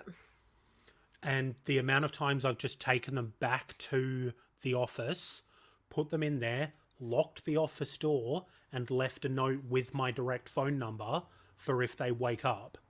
It's like, look, if you wake up, fucking come get me, and I will check on them periodically to find out what's going on, or get them to open their phone so that I can call a contact of theirs to bring them. Yeah. Because most I've of the had to do that a lot too. Well, a lot of the time with the girls, when like I'd be at the bar and stuff, they'd see you, because I was always on the floor keeping an eye on things. Like I was always one of those bar managers where I was like, if I'm not literally on the floor, how the fuck do I know what's going on? So I would bust tables when I was managing. That's what I'd do. And we love people like you. Hospo workers love a manager who comes to the floor and doesn't just sit in their fucking office all day. Oh, I was never in my office. The computer was in the glassy stand. Oh, bless your heart. Yeah. So literally the computer was here, literally where my computer is, and I'd turn around and it was literally, I wouldn't even have to take a step. I could turn from the computer and I'd be at the glassy stand, literally. So yeah. The amount of times though I would slip, I'd go down because the phone would be ringing and the floor's wet, and I'm like, quick, what? Just not great. God. Let's speed up the commune. Actually, can we do an island somewhere? Yeah, we're working on that. Yeah. We'll figure it out. And if say like failing an island, we should have enough people to dig a decently deep moat. Yeah, moat, definitely we're gonna have a moat, don't worry. And I was gonna say, it seems like there's a lot of interest in the commune growing, so I think we'll also have a standing army before long. So don't stress. We'll be all right. We may as well be an island. Dibs. I forgot what I was saying then. What were we talking about? Oh, that's right. Getting people getting their drinks spiked. So because I was on the floor and I was always coming and going back from the glassy station, quite often you'd have girls who would spot you and they'd follow me into the glassy station because they were like I need help. How do I get out of here? Like I had a girl who was like, I've called an Uber. I need to get out of here. Like someone spiked my drink. I think it's that guy there. I don't want to go back through it. So I took her through the kitchen and took her, and we got the Uber and she was fine. She went home. But just by being out on the floor because if there's a young kid on the floor clearing glasses, no one's going up to them for help. No. In that sort of situation. When is that where you smoke the old glass BBQ? No, glassy station is not. That's by the bins. That's out by the back by the bins. Some people maybe. But no, usually out in the back alley by the skip bins. Yeah, that's where you smoke the blongs. No, the glassy station's just the dishwasher where all the glasses. Because believe it or not, you've got a dishwasher running the entire time a bar is open. There is a dishwasher in the house running somewhere. Yep, constantly. They're always the glassies. For anyone who hasn't worked in hospo, I'm sure everyone here has worked in hospo because this is the kind of crew we got. Yeah. But what ends up happening in the glassy station is you get these crates. They look like milk crates, big milk crates. And you stack all of your drinks in them. And then you can stack them like 4 or 5 high with all the dirty glasses. And then it's just basically like a production line. You just get them and swing them into the dishwasher, close it, turn it on, rack in, rack out, rack in, rack out. And then when the rack comes out, you're sitting there polishing them, putting them up, polishing them, put them up, polishing them into the tray, into the big tall tray that you then have to wheel out to like wherever the glasses go so you can actually stock them up in either the kitchen or in the bar or like wherever. And again, I didn't work in a particularly big restaurant. Like I worked at a cocktail bar, so it was mainly cocktail glassware that we were doing. So we had quite a decent glassy setup, but we Yeah. weren't serving like thousands of guests a night. Or probably we were actually, to be honest. Like, we were pretty pumping. We were pretty pumping. But I mean, we weren't like the Ritz where we had like hundreds and hundreds and hundreds of staff, or like we had 6 staff on at a time at any one time in the bar. That was it. So this wasn't like a massive production by any means. So you can imagine how upscale, how big these things get in terms of how many dishwashers you've got and how much, you know, we only had 2 dishwashers in the whole fucking place. Yep. I used to work at a place called DeVille's Pad. Oh, yes. Before that, went out of business. Fucking love that joint. That was one of the best places I've ever worked, man. Aww. Just an alternative club, like they had rock and roll karaoke on a Thursday afternoon, which always used to go the fuck off. Yeah. But yeah, Dom, bartenders and glassies aren't on the gear. That's your cooking staff. Your bartenders and your glassies are on MDMA. Or they're just smoking joints. Yeah, or someone's Adderall pills, you know. A lot of stoners, a lot of coke heads. When you get into upper management coke heads, but coke here is too expensive for a bartender to get anywhere near all it. the coke heads were upper management. All the coke heads were upper management. All of them.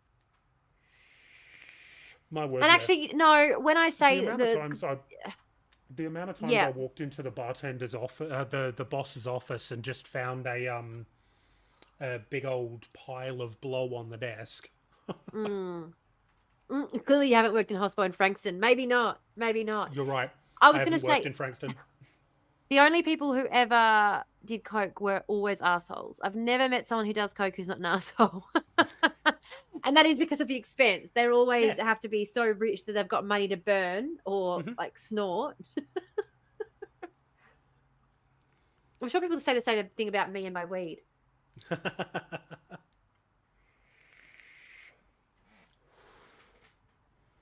But yeah, like... Yep. Yep. Dear me. All right. Yep. It is getting to that time. I was about to say that. It's going to be 3:30 in about 3 minutes. Yep. So... Yep. I think we might call it there. Yeah? Yeah, I think so.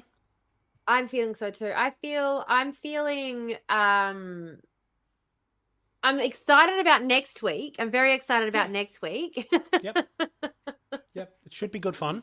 It should very be interesting. It is a very in-depth topic, so I will apologize to anybody who tunes in next week. Don't apologize. We'll make it entertaining. I mean, it's also my birthday stream, so come celebrate my birthday because I'll be turning 37 next week on Monday. Yeah. No way. Yeah. We have to organize something. Oh my god, we have to organize something. I gotta think. No, I gotta think. You don't have to organize anything. Oh shit. Tam, it's 37, babes. Like 37th birthday means nothing. Come on. Oh, not like I'm not organizing you a birthday party, No, but I like know. a background or something, No. I'm just meaning you literally don't have to do anything special at all because it's 37 years old and I genuinely don't fucking care. Yeah, I'm the same, honestly. I did a 24-hour live stream for my last birthday. Like when I get to 40, let's do that. Yeah, okay. Where's the best place to message me? I don't know. Where is the best place to message me? I never respond to my messages. I'm the worst message responder in the world. It's probably Discord, to be honest. Yeah, on the Discord. Nodding. Yeah. You guys are planning to live to 40? Dom, that was on the off chance I make it, bud. I told my ex that I thought they weren't going to live to 40, and they were shocked.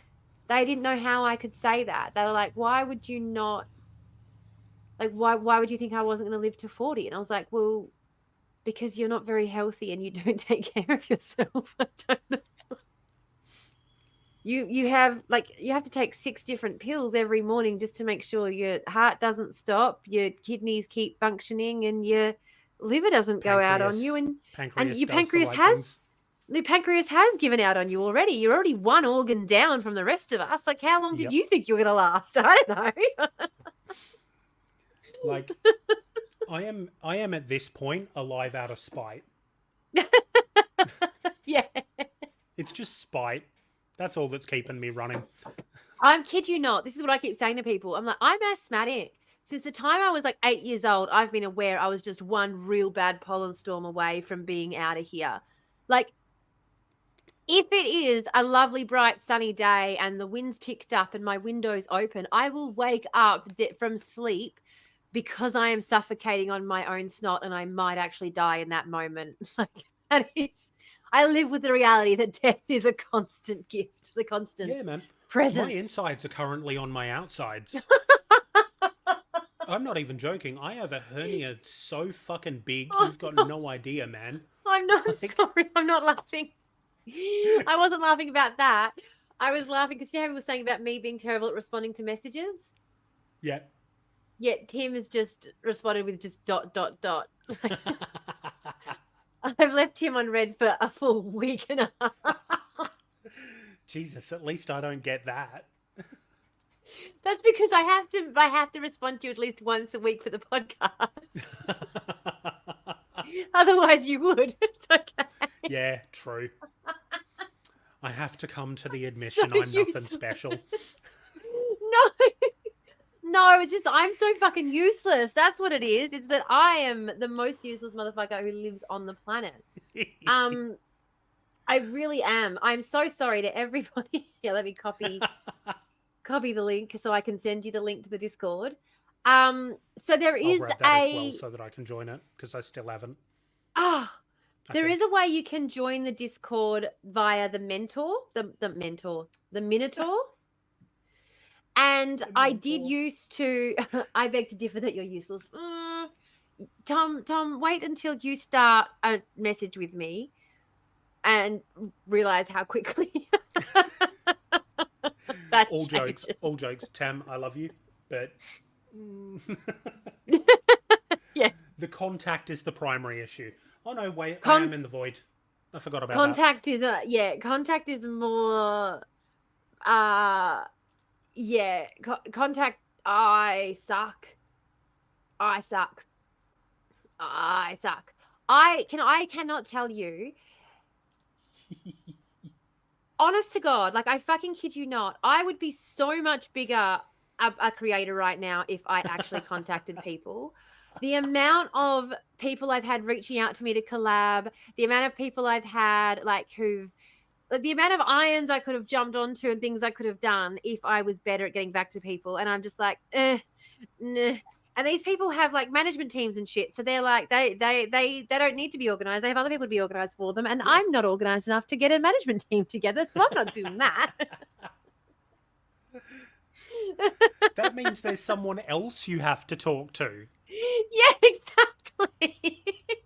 As it is, Amy is like the lipstick sheep is trying to manage me, and all I've got is a string of angry messages being like, "Set up the fucking meeting already." Oh, bless Aim, bless lipstick sheep. They are literally trying to produce this podcast and like make this non-profit happen. They do. And they're like, I just need you to coordinate people. And I'm like, that is way outside my wheelhouse of abilities. Just for the love of God, please say yes or no. Does this date work for you? Is it even possible? Please just respond with just the letter Y will be enough. Just please, anything. 4 weeks later. Oh shit, sorry about this. I have a friend that sent me a message and I realized I hadn't responded to it. And it's been so long since I last responded that I had to update her on the fact that Adam and I were no longer together. Jesus, Tam, that's bad. Fuck, I thought I was bad, babe. Jesus. Fucking hell. This So, is secretly why I'm starting the commune, so that I so don't I have know it's to been message like anyone. They're all right there. I know it's been a literal lifetime, but here's Yeah, some life updates. literally, literally. I messaged him, was like, "Oh my gosh, what did I say? Actually, let me see." And then they messaged me back, and I haven't responded, so I better do that. I Woof. was like, "I'm so sorry," because they were like, "Oh, I heard this on the radio, and it made me think of you." And I'm like, "Oh my god, I'm so sorry for not responding and going completely MIA." Turns out, a week after we last spoke, my whole life went and fell apart. How are you and the family going? Because it was literally, we had spoken, we had like a voice FaceTime call Yep. while the kids were in New Zealand with Adam. And then, like a week later, I found out. So, Mm, that is kind of why we hadn't been in touch. Because at that point, when you get to the couple of months mark and you're like, oh, I haven't spoken to this person, I better catch up with them. yep. At that couple of month mark, I was losing my fucking mind. I wasn't Yep. thinking about catching up with people. In the middle of everything going down. No. And it was Yep. on me to catch up because they had done the last catch up. So it was like, you know what I mean? So then they Yep. left it. And so then when I messaged them and I'm like, hey, how you and the family going? They're like, hey, have things improved, all the rest of it, catch up. And I'm like, oh, yeah, no, for sure. We've just taken a little detour via divorce and the mental health ward, but everything's great. And she's like, what the fuck?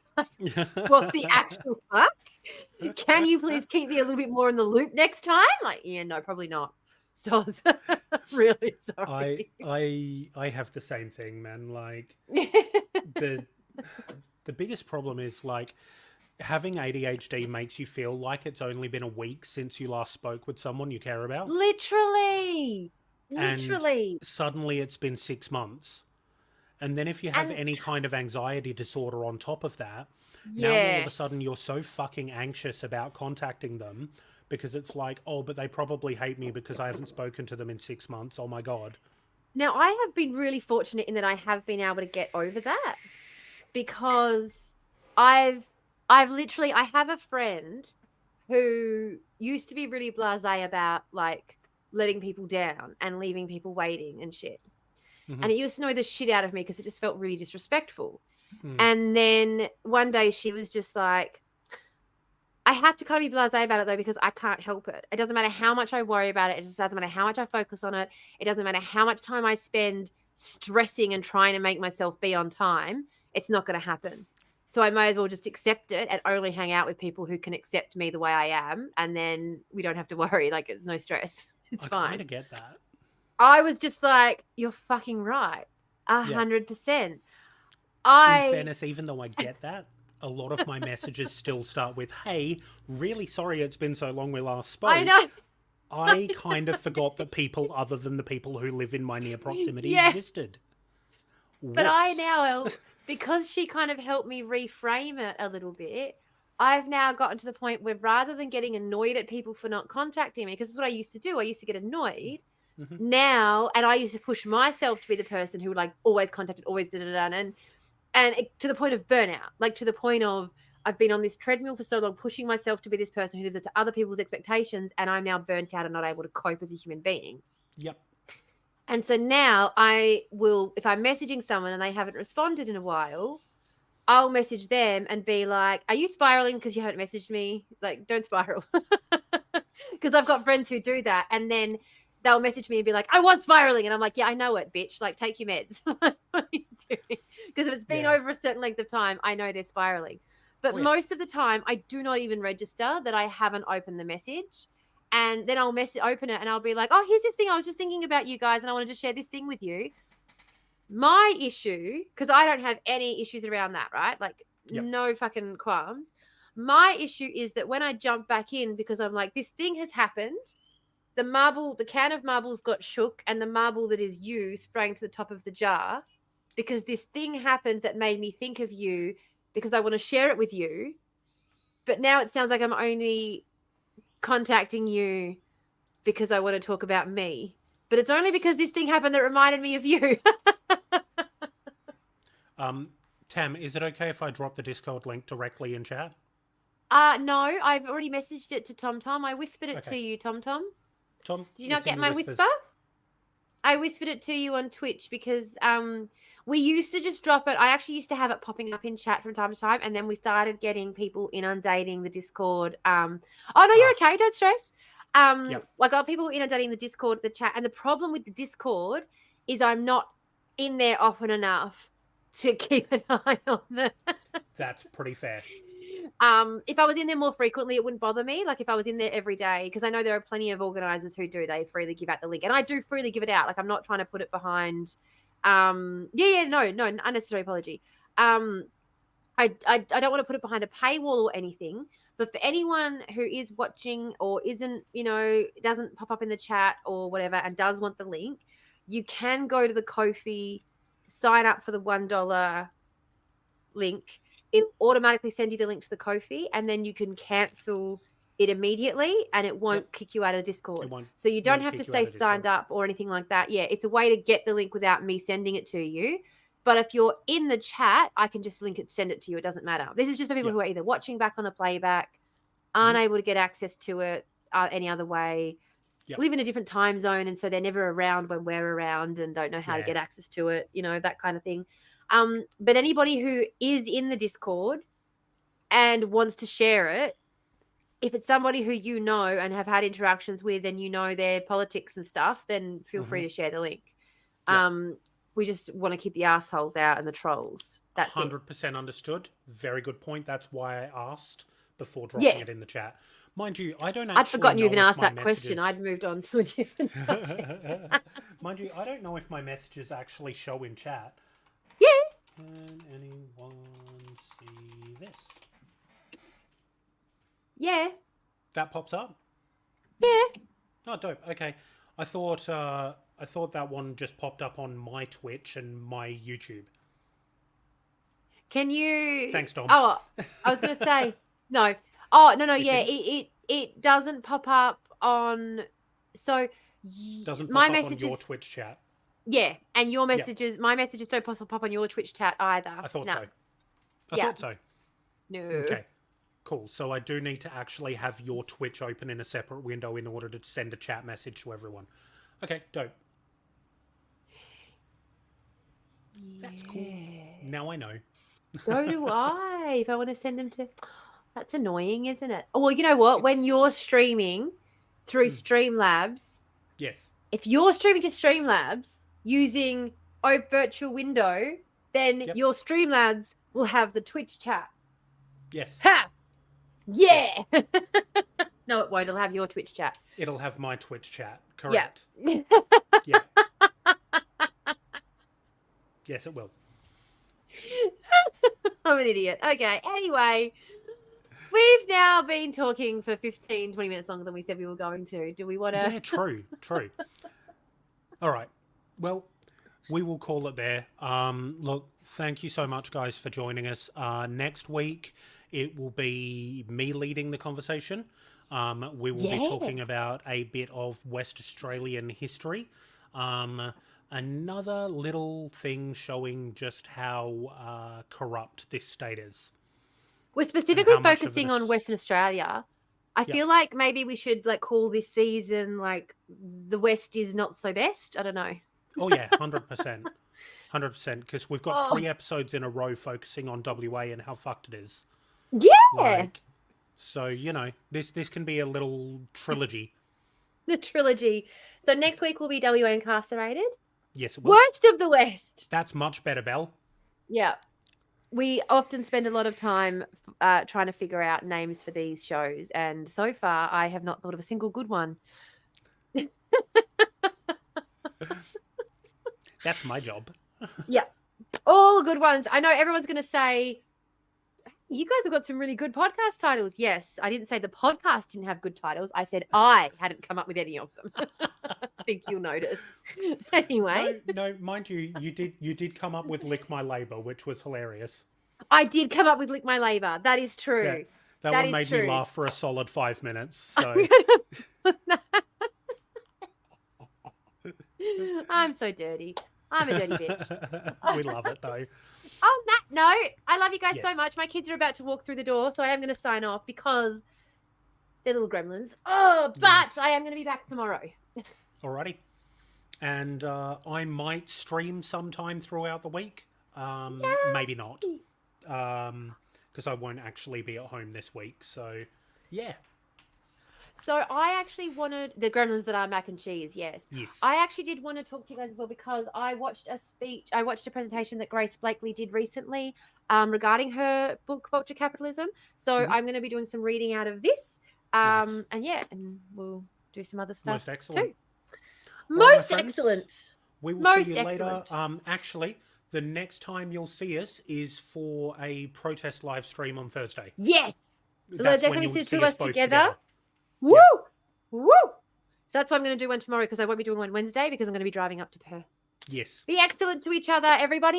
Yeah. Always. Don't forget that you are excellent and the world is better with you in it. Damn Okay. right. All right. That's a See really you good guys. sign off.